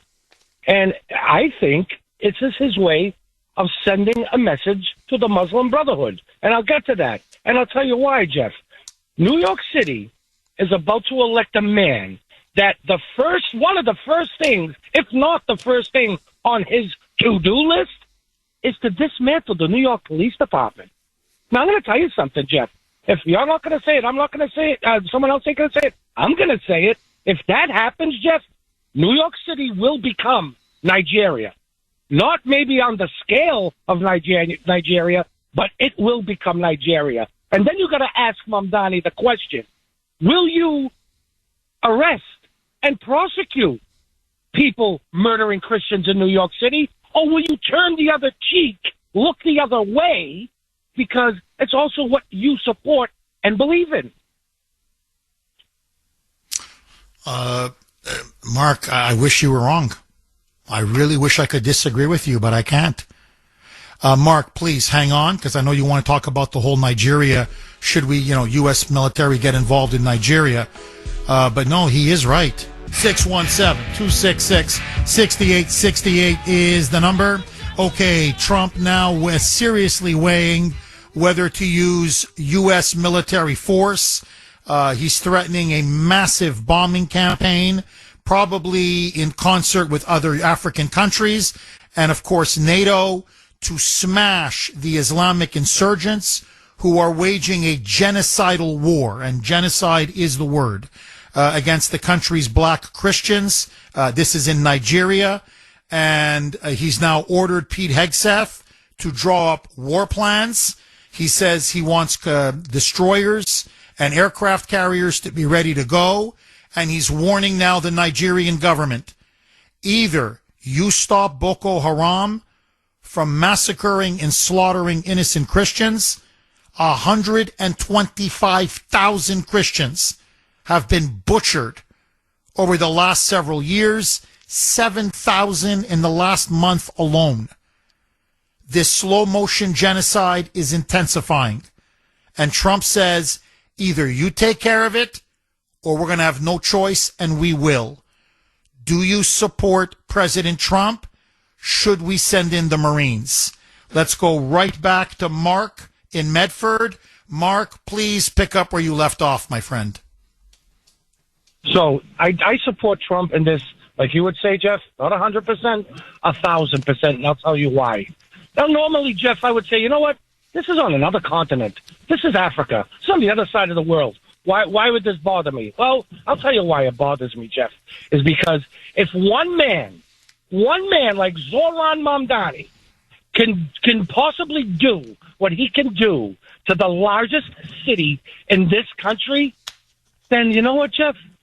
Anyone wants to follow suit, they can do it in any other city they want in this country. And before you know it, it will be like the UK, Jeff. We'll have them all over the place, and people will start getting killed. That's what I'm worried about, and that's why I support Donald Trump. Because normally I would say it's none of our business, but you know what? Mamdani's making it our business. Mark, I agree with you, but let me just play devil's advocate, okay? Because there are some in Kuhner country, staunch America First conservatives who say, look, I feel sorry for the Christians. I do, Jeff. It's not that I don't have a heart, but this is not America First. This is Nigeria first. This is the Christians in Nigeria first. That we have too many problems here at home. We have inflation is way too high. Crime is out of control. Antifa is on the rise. Mamdani's about to win, to your point, in New York. The radical left is rampaging. They're now putting up more sanctuary cities. Judges now are ruling even more against Trump, making it almost harder or almost impossible for him to deport illegal aliens. We have a government shutdown now that's going into its 5th week. We have illegals here that are on food stamps. They're on welfare. They're getting every kind of welfare benefit under the sun. It is bankrupting our nation. We just can no longer be the world's policeman. It's sad. It's tragic. It's heartbreaking. But ultimately, it's none of our business. What do you say to that argument, Mark?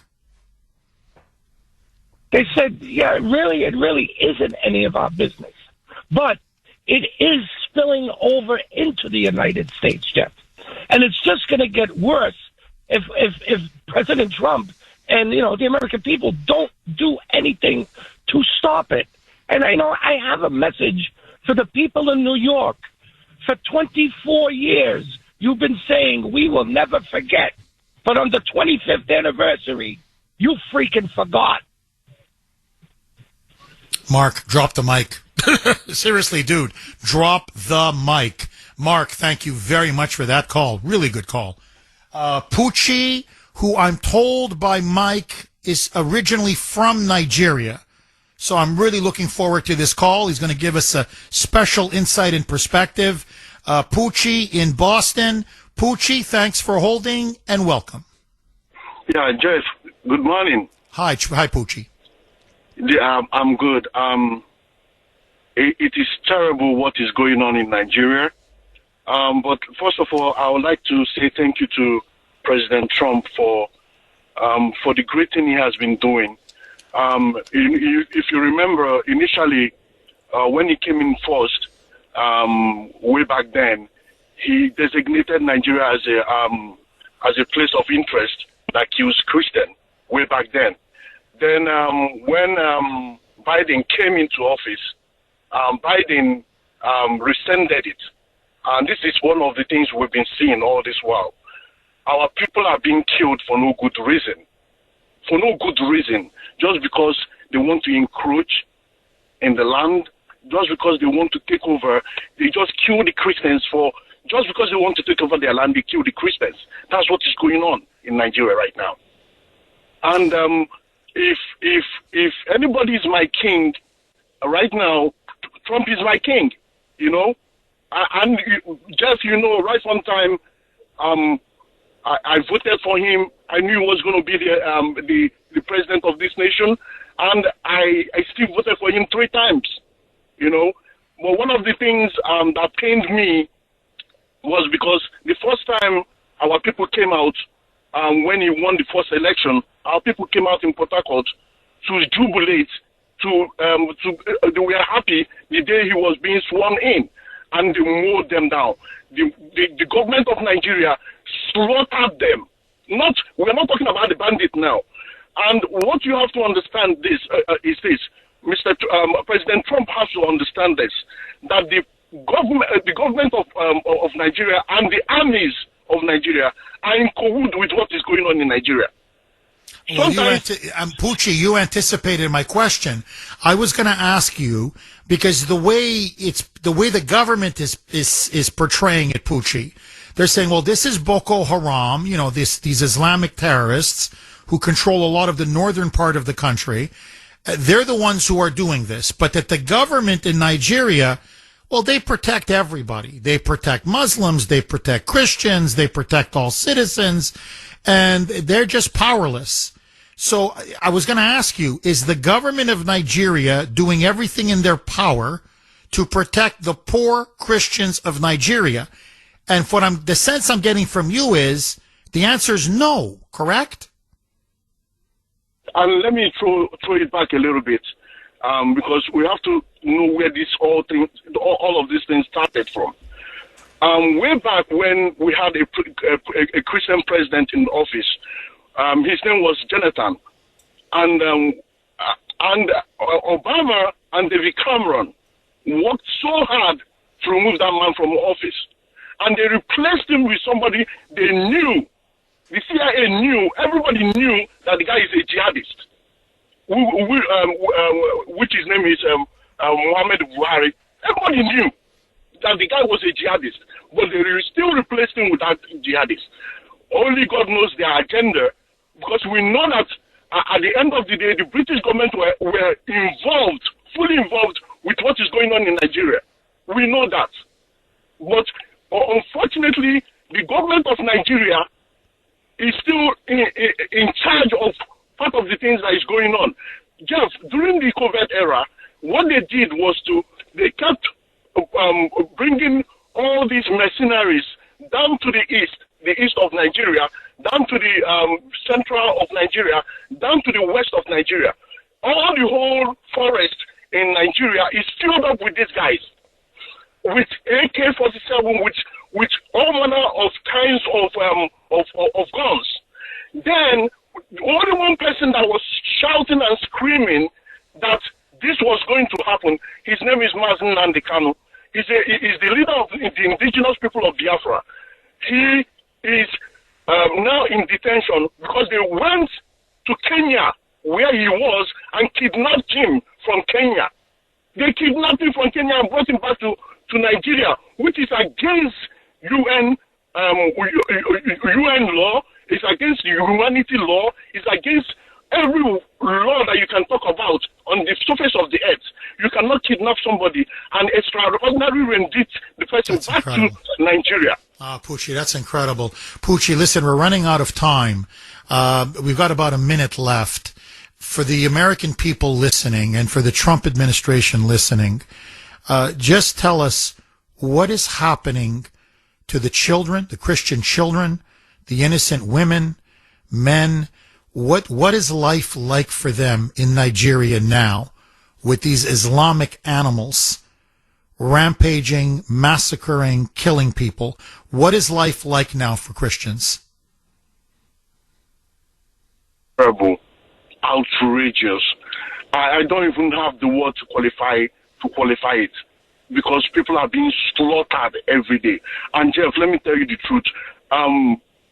4 years ago, we sent Jeff, a lot of videos every day. Pucci, we're up against it, but no, I remember you were sending out people like you and others, Christian missionaries, were sending out videos of all the slaughter. You can also text the Kuhner Man, 70470, 70470. Okay, this is from 617. Jeff, where the hell is the United Nations? Sorry, I mean, either you laugh or you cry. I mean, this is such a heartbreaking situation. Weren't they created exactly to stop massacres and genocides like this? Yeah, in theory. In reality, it's useless. In fact, it's worse than useless. They give cover to radical Islamists. They give cover to anybody who will hate Israel. They give cover to all of these, many of them third world dictators who are virulently anti-American and anti-Western. So it's an openly anti-Western, anti-American, anti-Christian, anti-Semitic, anti-Israel body. That's why, to me, I'm just get it out of the United States. Honestly, I would pull America out of the UN. And by the way, what is it? We put up, 25% of all the dues? Like we foot most of the bill, or a good chunk of the bill. No, pull out, save the money. 617-266-6868. Agree, disagree. Rob in Maine. Thanks for holding, Rob, and welcome. Hi again, Jeff. You hear me okay with this? I hear you, Rob. Go ahead, my friend.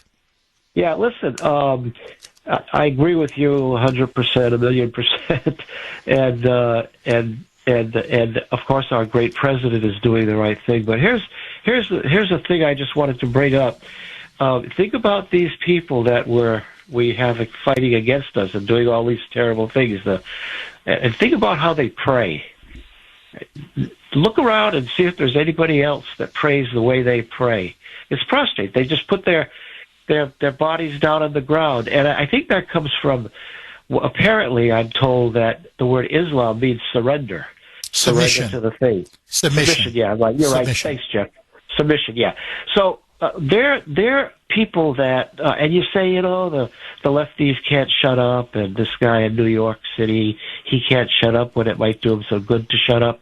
It tells me something about these people, and I just hope that we have a great commander-in-chief, which we do, and Mr. Hegseth, who's a very, very smart person, militarily, which I'm not, but we need to study the country that we're going to hit with Muslim people in it and do more than just a simple airstrikes. And I'll tell you why.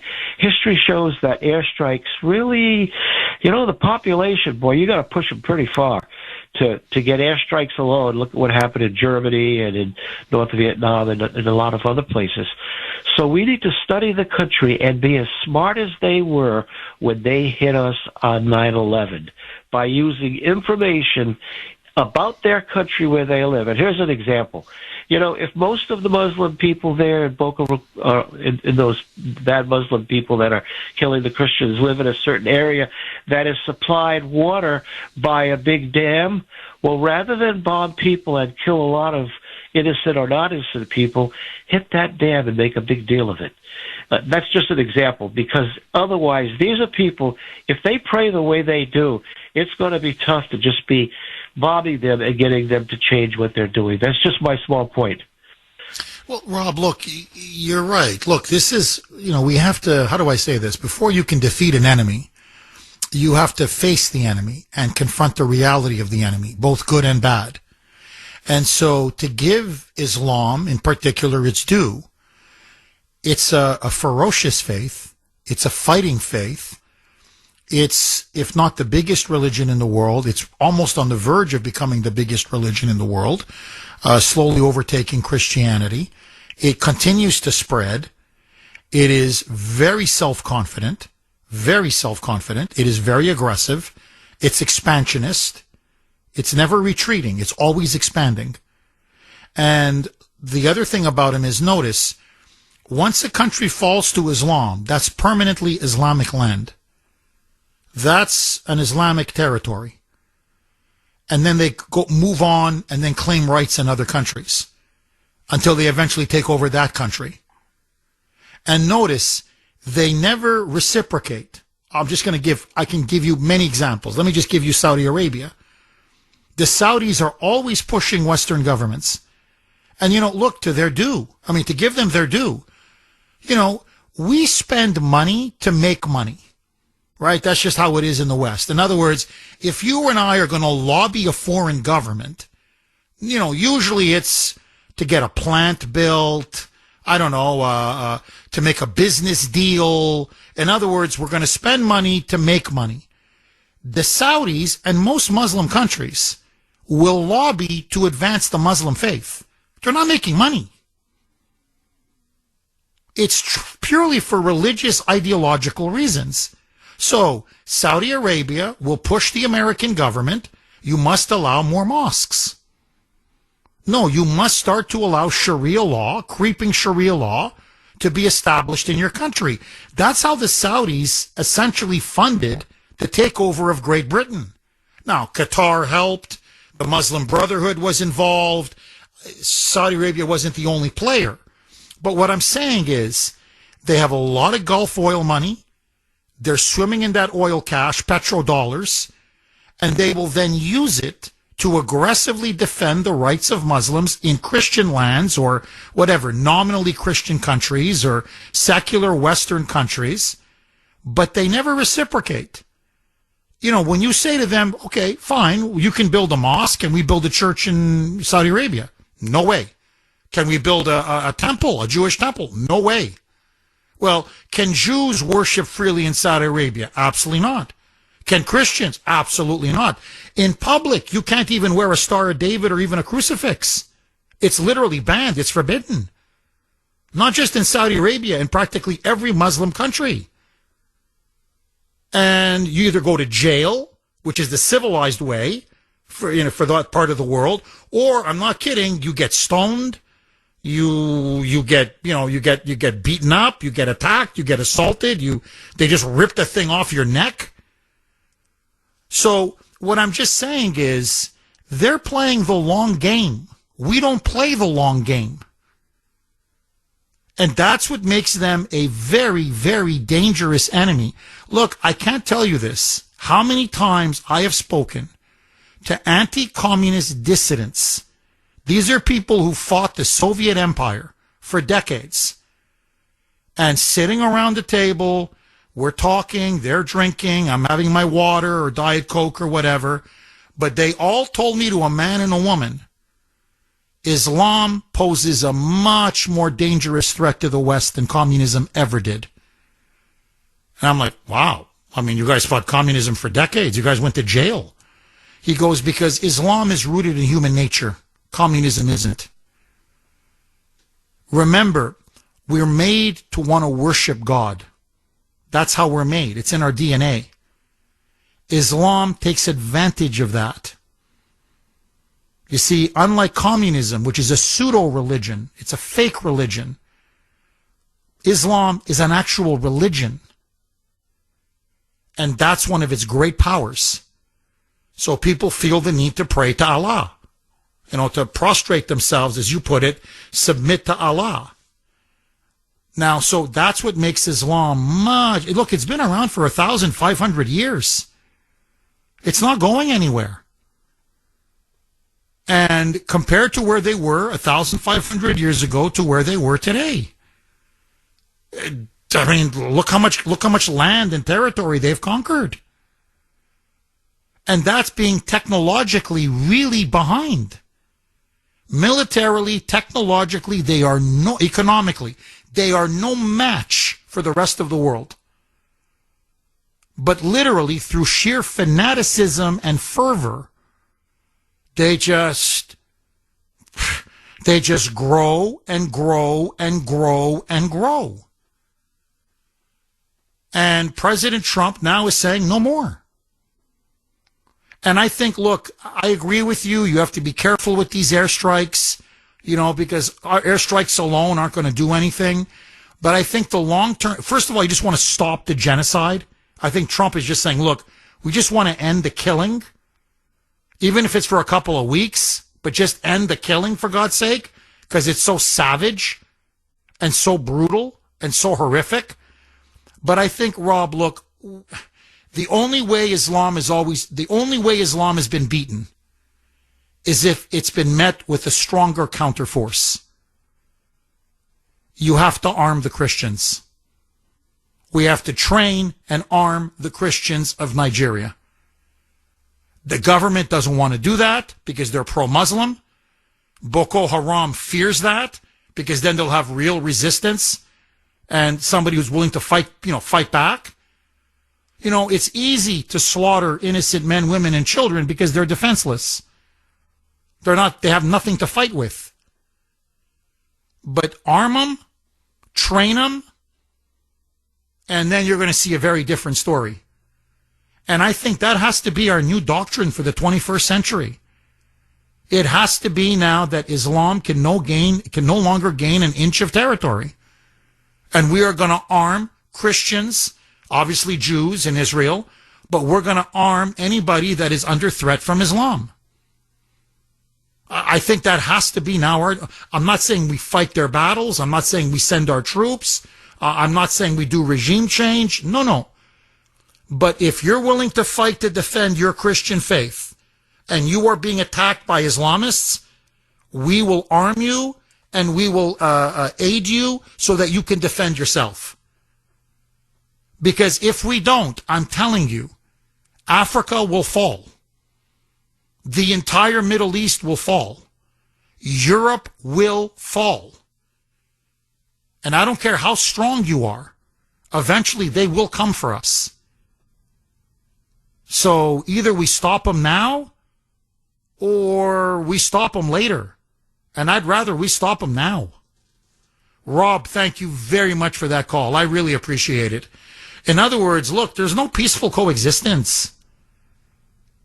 So we have to contain Islam and say, look, you guys do your own thing, but you're not taking any more territory. That's it. It's over. 617-266-6868. Agree, disagree. Jimmy in Dorchester. Thanks for holding, Jimmy, and welcome. Hey, remember I was talking with you a couple of weeks ago about my neighbor? He's from Nigeria. He, left me a message, right, about what he heard Pucci talking, Yes. the one from Yes. Nigeria also. Yes. Trump's going to have no choice but to go in there. Because you know what this guy reminded me, what he just said? Because when it happened on October 7th in Israel, they're going through this almost every other day where they're coming in and massacring women, children, adults, seniors. They don't care. They're on a mission. These Muslims, you can't trust them. They just have a hatred because some of these people, like my friend, he's a lot of Jehovah's Witnesses are there. A lot of those people are Christians and they're Jehovah's Witnesses. All they do is ask you to believe in Yahweh. They don't bother anybody. They just want to practice their religion, and because of who they believe in and not their God, they want to kill you. Well, Jimmy, I'm very happy you mentioned that point. Look, the Nigerian Christians say, and they're right, that in Nigeria, there's October 7th, i.e. what happened to Israel, a couple times a week. That scale, 1,000, 1,500, with that kind of savagery. I don't want to get too much into it, but babies' heads being beheaded, women being gang raped, and then their bodies being mutilated. I could go on. Just unspeakable atrocities and crimes. And it's on tape. I mean, there's no... Boko Haram films it. It's like a propaganda video. They use it to terrorize other communities. Like, leave, because this is what's going to happen to you. And the government is doing nothing. And so imagine October 7th again and again and again and again. Now, to the eternal credit of the Jewish people, they have a state. They have a very good state. They have a very effective leader in Netanyahu. They have courage. They have pride. They have pluck. And they're like, no, you do one October 7 and we're going to wipe you out. The problem is the Christians in Nigeria don't have the government. They don't have political power. They don't have a strong lobby. I'm just calling it the way it is. And, Jimmy, the media doesn't care about them. If the media was in Nigeria, I'm telling you, and you see these images, you'd have 100% support in this country for us to go in. I mean, it'd be maybe the only war we've ever fought where you would have practically 100% unanimity because the crimes are that outrageous, that horrific, how do I say this? Unprovoked. You're right. They're savages. They just go in and murder everything in sight. And they burn down the churches. They burn crosses. They do the most despicable things. It's an extermination campaign. They don't want to just kill them. They want to wipe out Christianity, any remnants of Christianity. Again, it's akin to the Nazis or to Stalin when he was running the Soviet Union. That's the only thing I can think of. And, that's why Trump is telling them, look, I got a lot of things on my plate. Trump is open about it. I don't want to have to start sending in the 82nd Airborne. But if you guys aren't going to clean this up, I'm not looking the other way. Look, this is the thing when you're president of the United States that weighs so heavily on everyone who occupies that office. That's why all of them gray. They really gray when they're in office. Because you're seeing satellite photos and images like this all the time. And you have to say to yourself, am I going to risk the lives of American men and women, our boys and girls, and the national treasure and the blood of our country? Is it worth it in the calculus of our national interest to save these people or to possibly prevent this? And you're doing, it's like you're damned if you do and you're damned if you don't, because if you do, you're the one that has to go back to Dover Air Force Base and look at the grieving mothers and fathers of their dead children coming back home in coffins. So you ask yourself, did I really make the right decision? Or you say, we're not going to do it. And then those images haunt you for the rest of your life because you realize, I could have stopped it. It's the hardest job in the world. It truly is. And to do it well, the way Trump has, very few people can do it. It takes tremendous character. It takes nerves of steel. It takes a self-confidence that most people don't have. And ultimately, it takes a lot of prayer. And I mean, I don't know if people know this or not, but Trump now would pray in his first term. He now prays a lot more in his second term. He has been transformed by that assassination attempt in Butler.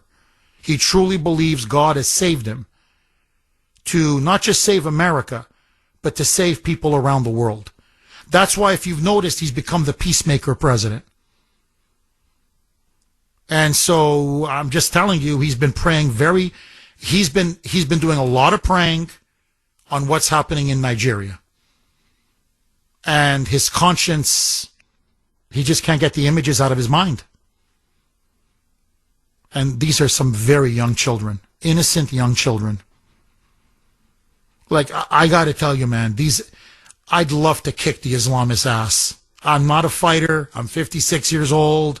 I'm overweight. I have type 2 diabetes. I can barely hold a gun. I'm not some tough guy. I'm not a Rambo. Far from it. But God is my witness. I'd love to kick some Islamist ass. Sorry to put it so crudely. But they really deserve it. They deserve a beating, and a good beating. Because they're the ultimate bullies and the ultimate killers. I mean, it's easy to come into a village and just literally cut the throats and annihilate a completely defenseless population. No. They got to start. Bullets have to start flying back. Missiles have to start flying back. Bombs have to start flying back. And maybe, just maybe, you'll see what a bunch of cowards they are. So, no. And by the way, have you noticed no one in the Muslim world is denouncing them? I'm just stating an obvious fact. Any Muslim government denouncing them? Muslim scholars denouncing them? Imams denouncing them? I mentioned Mamdani. Is he denouncing them? This is the biggest story all weekend. Everybody's weighing in on this. Mamdani, he won't say a word. Because I'm telling you, he's going to bring Nigeria to New York City. Jimmy, thank you very much for that call. I really appreciate it. Natalie in Lunenburg. Thanks for holding, Natalie, and welcome. I'm calling actually to disagree with you. Go ahead, softly. You said that if Trump went ahead with it, that NATO and European nations would back him. I don't think they will, Jeff, because they're totally intimidated by their burgeoning Islamic populations within their own borders. They're bending over backwards to appease the Islamic community, and I really don't think that they would do that. They've allowed and tolerated, I'm sure you're aware, and it's finally getting out. The great Canadian Mark Stein has been reporting on this for over a decade about how the Pakistani, they call them euphemistically grooming gangs, have been targeting young girls, like school-age girls, all across the spine of England, from the north to the south, and these poor girls get targeted and gang raped and held like... Natalie, I'm up against a hard break. Please hang on. I want to come back to you. Natalie says the Europeans will not help us. 617-266-6868 is the number. Okay, let's go right back to Natalie in Lunenburg. She's making a very interesting point, saying, Jeff, no, NATO will not help us. The Europeans will not help us. Canada will not help us because they have massive domestic internal Muslim populations who will not allow them to participate in any, say, airstrikes or bombing campaign against radical Islamic jihadists in northern Nigeria who are massacring black Christians in that country. Natalie, please pick up where you left off. I was making the point that just for Great Britain, they're tolerating the massive rape of their own native girls that's been going on for a dozen years or more. And I had pointed out that the great Mark Stein has been reporting on this, and nobody else is, the media there has been leaving it alone. There's finally some cracks coming out, and it's getting into the mainstream. But the population, the native-born population, is fed up with this. And they're on the brink of civil war there. I'm sure you saw they had like 3 million people flood the streets of London to protest this. And the poor Tommy Robinson, they've made him, he's like Kuhner country, and they've had him in the gulag for months in solitary confinement. And it's like, you speak out about this, the state of Great Britain is cracking down and literally imprisoning anybody that likes a tweet. They'll find you on social media and arrest you. It's brutal. So we cannot count on them. They are not in our corner for this. But another reason why, and I'm still thinking through this, Jeff. I'm trying to formulate what I think. Lots of us voted for Trump to keep America from getting entangled in more foreign wars. And like Rand Paul, we can say, we have opinions about him, but he has a principled stand that the Constitution says, no, Congress must declare war. So I'm saying, okay, what if we put it to Congress? What if they had to debate the merits of such a military defense of helpless people that are being eliminated in a genocide? How interesting would that be, Jeff? What kind of light would that shine? How do you think that vote would go? Natalie, I got to say, I love it. I think, to remove all ambiguity about whether Trump has the authority or not, the legal, the constitutional legal authority to do it, have Congress vote, send it down and say, will you give me the authorization to send in the U.S. Marines and wipe Boko Haram off the face of the earth? And I'd love to see the Congressional Black Caucus vote on this. I'd love to see AOC and Ilhan Omar and Rashida Tlaib. I'd love to see what Elizabeth Warren, Mrs. Black Lives Matter. I'd love to see how they would vote. Natalie, the sense I get from you is, I know you sympathize obviously with the plight of these poor Christians in Nigeria, but the sense I get from you is, Jeff, Trump promised to not put us in any more wars, that he would end all these endless wars, not start new ones. We need this now like we need a hole in the head. It's Africa. If they're going to do anything, let the Africans do it. But we need to focus on problems at home, correct? Yes and no. Like I said, my mind isn't made up on this. But I'm also, when I first heard this headline, I'm thinking, that's classic Trump. He is shrewd because he'll just throw out something outrageous. It's like your first bid in a negotiating war, a business war. Just throw out some outrageous figure. And I think that the entire international community is thinking, you're going to do what? This is Trump. He's crazy enough he might do that. He may have no intention whatsoever, but nobody really knows. I don't know if you ever saw the movie Bull Durham, but it was, where they were trying to groom this wild but talented baseball pitcher, and Kevin Costner, who was the seasoned catcher, he was telling him, like, throw the baseball at the mascot. He's like, what? Just throw it at him. And it's like, so he's pitching to the batter, and it goes like 20 feet off, and it clocks the mascot. And the batter was totally intimidated by that. It's like, oh, my gosh, he just hit the mascot. And Kevin Costner, the catcher, says to the batter, well, yeah, this guy's crazy. You never know what's going to happen. And I'm thinking that might be part of what he's doing. He might do it. He might not. But who really knows? Interesting. Natalie, would you support U.S. military action? I'm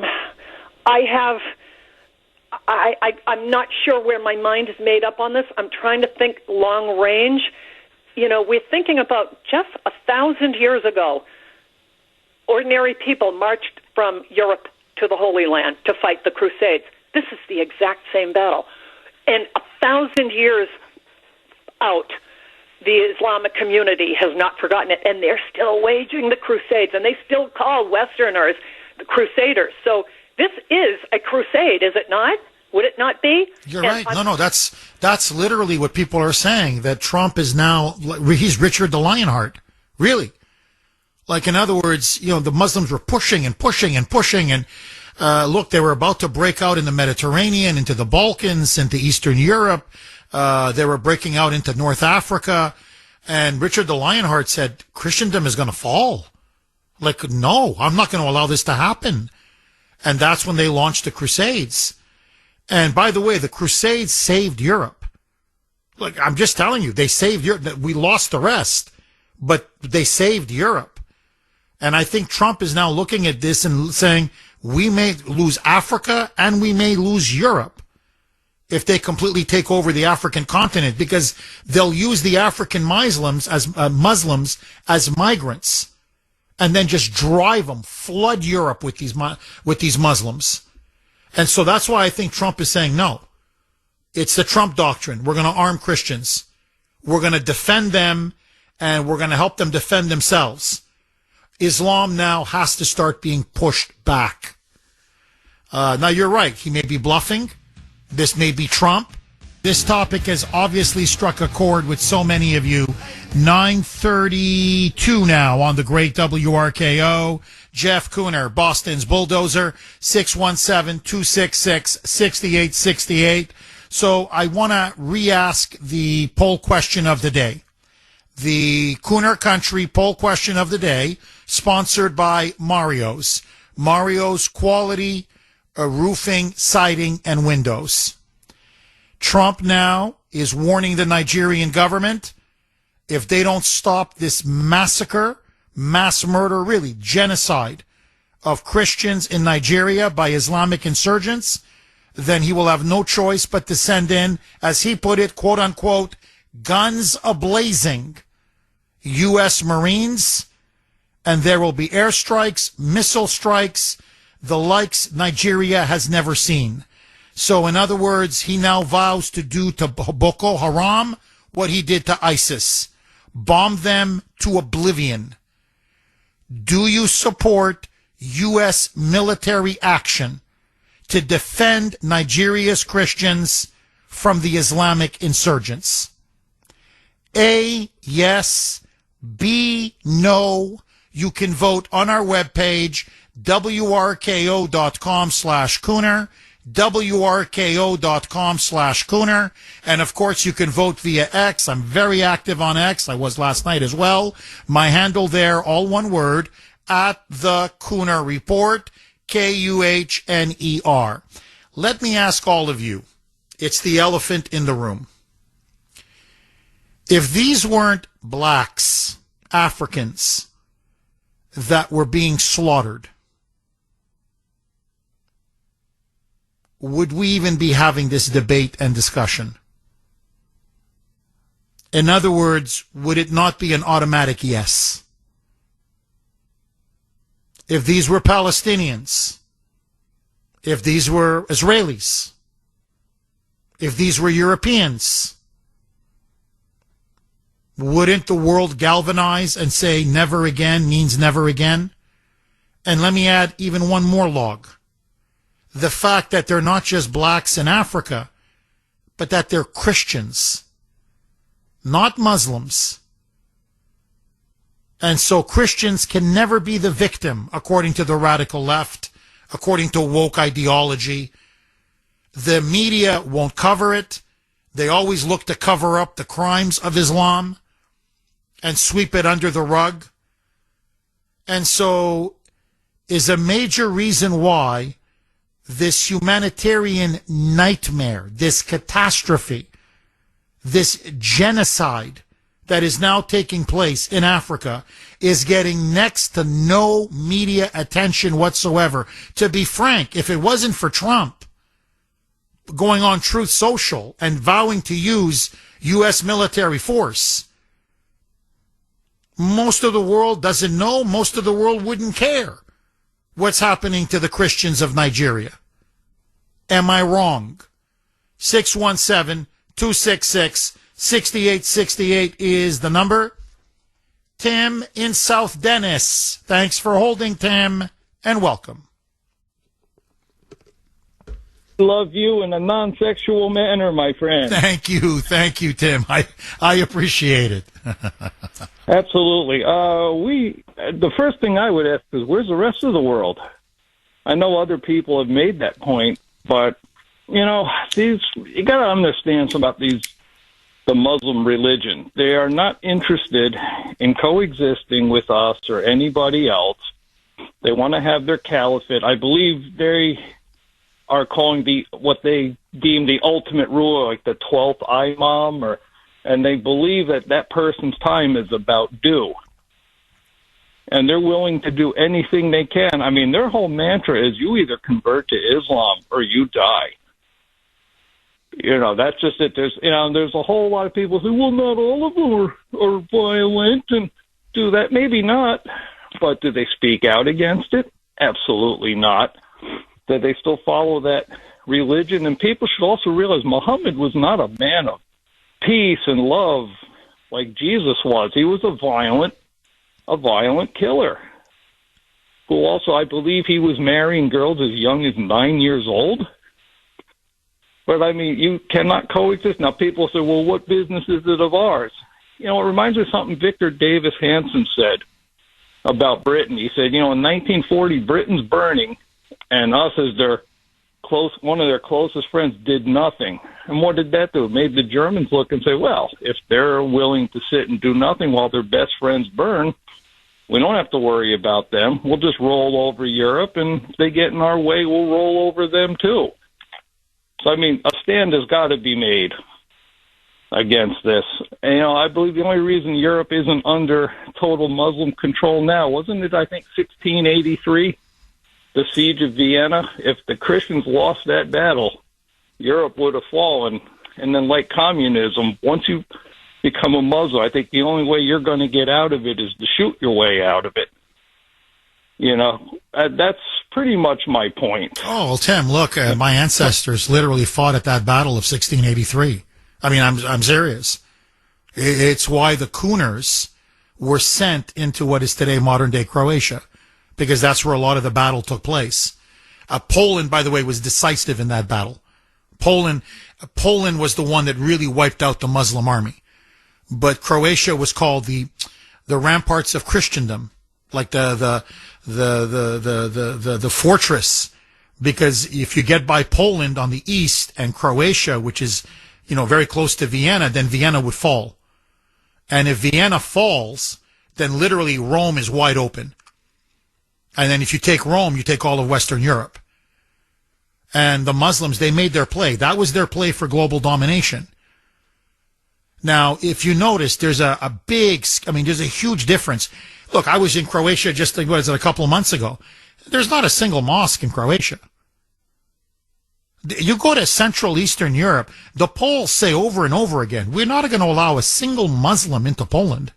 We'll allow Ukrainian refugees, all kinds of other refugees, but we're not going to allow a single Muslim. And they go, we'll tell you why. Because you're going to get terrorism. He goes, look, we don't have terrorism. None. Zero. Why? Because we don't have Muslims. That's it. Now, you can tell me 10% of them are violent, 15%, 20%. The Poles have a saying.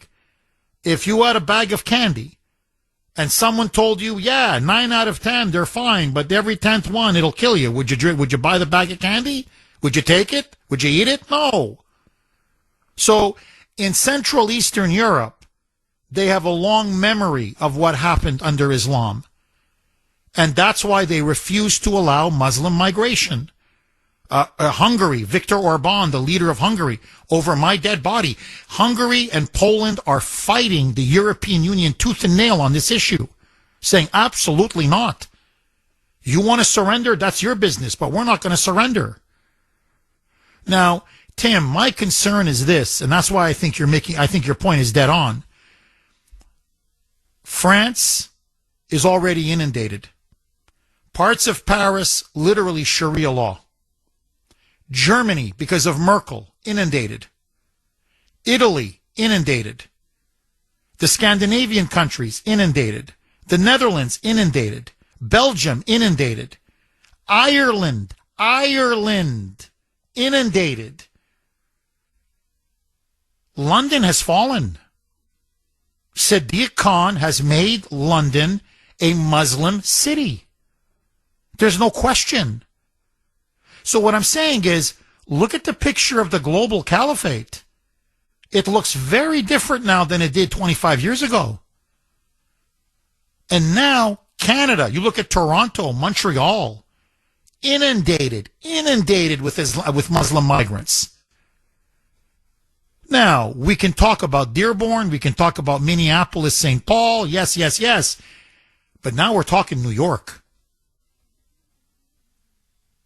It's the largest city in America. It's the financial center of America. And it's about to fall. Now, I don't care how you slice this. This will be a massive victory for Islam. One of their greatest victories in decades, maybe in its history.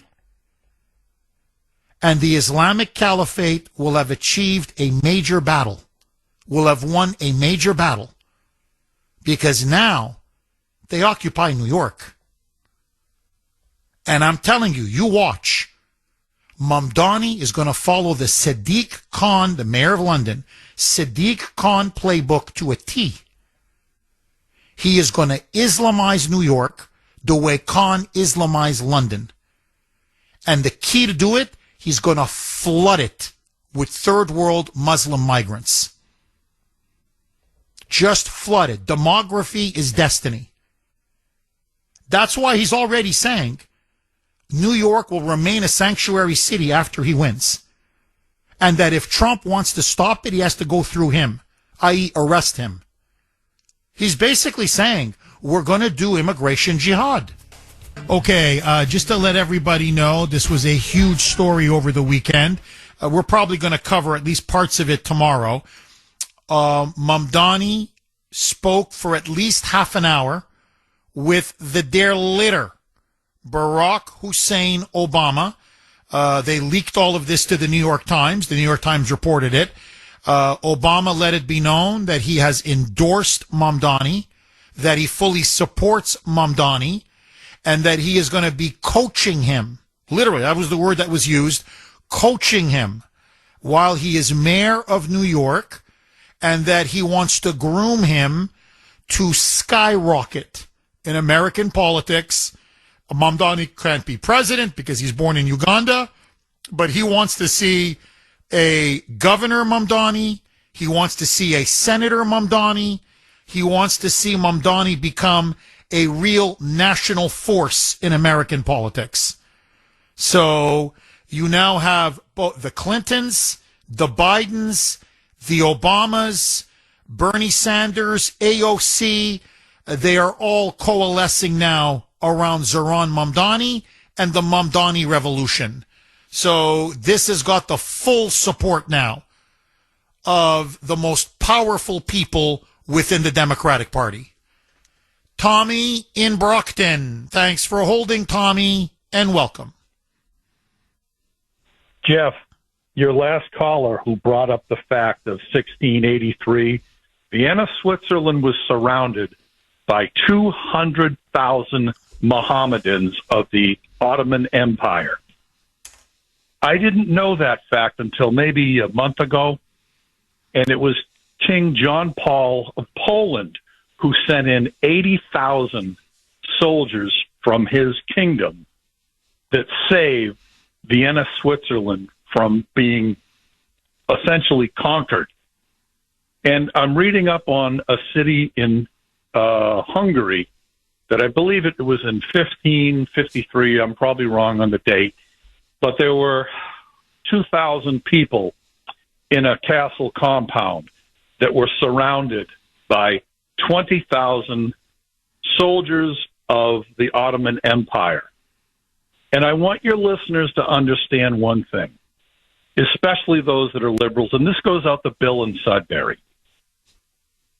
The Prophet Muhammad died in 632 in the country now known as Saudi Arabia. 79 years later, across from Morocco, Muslims conquered parts of southern Spain. That's 3,000 miles as the crow flies. That shows you how fast that religion spread. And I didn't go to college. I went to trade school. I'm not a learned individual, but I'm learning about world history. And that's why I like your show. And Poland will not allow Muslims to migrate to their country. And why? Are they Islamophobic? Yeah. Why are they Islamophobic? Because they see what's going on where Islam goes. And if you go back to the 1960s of a country like Lebanon, which had a very significant Christian population, just look at the numbers of 1,900 of the percentage of indigenous peoples. I repeat, indigenous peoples of the Middle East that were of the Christian faith as compared to 2025. It's staggering, the losses. And I'm sorry, but there is just something within the Western white liberal mindset of self-loathing of where, I'm generalizing here, but a lot of these people I went to high school with that went to college, there's this self-loathing about themselves of where they hate this country now, they hate its founding, and it's like, you know what? You remind me of Ned Beatty in the movie Deliverance. Ned Beatty never threw a fist in that infamous scene, did he? And that's what these people truly remind me of, that they have no clue about history. And the way history was always told to me as a young man, oh, well, the Christians went and crusaded. We invaded their land. No, that's not what happened. They were trying to fight back the Islamization of parts of Europe. And Muslims made it into France back then. And thank God. And I didn't know this about Columbus. The reason why he was looking for a new spice route to go to India was because European ships were constantly being attacked by who? Mohammedans from the Ottoman Empire and Morocco, the Barbary pirates. That's why he was looking for a new spice route, and he ended up somewhere in the Caribbean, and that led to the massive migration of Europeans to what is now called the Americas. And we have been so lied to by many people in academia the last 40 years. And when I hear this crap about Islam as a peaceful and tolerant religion after 9/11 on the Oprah Winfrey Show, I knew nothing about Islam other than Muhammad Ali and Malcolm X and Kareem Abdul-Jabbar had changed their religion to Islam. Never bothered me one bit. But the more I've learned about it, the more I've realized that, you know something, it's an invasive religion, and as far as I know, it is the only religion that if you leave it, many people who practice that faith feel that you are worthy of death. Now, I know plenty of Catholics that I grew up in Foxborough, Massachusetts, that are no longer Catholics. Did Father Murphy stone them to death? No. Did the parishioners of St. Mary's on Carpenter Street stone them to death and ostracize them? No. And at some point, we just have to understand what is going on here. And for people that are as intelligent as some of the people I went to high school with, not to recognize this fact, they're They're being willfully blind. Look, Tommy, brilliant. Honestly, absolutely brilliant call.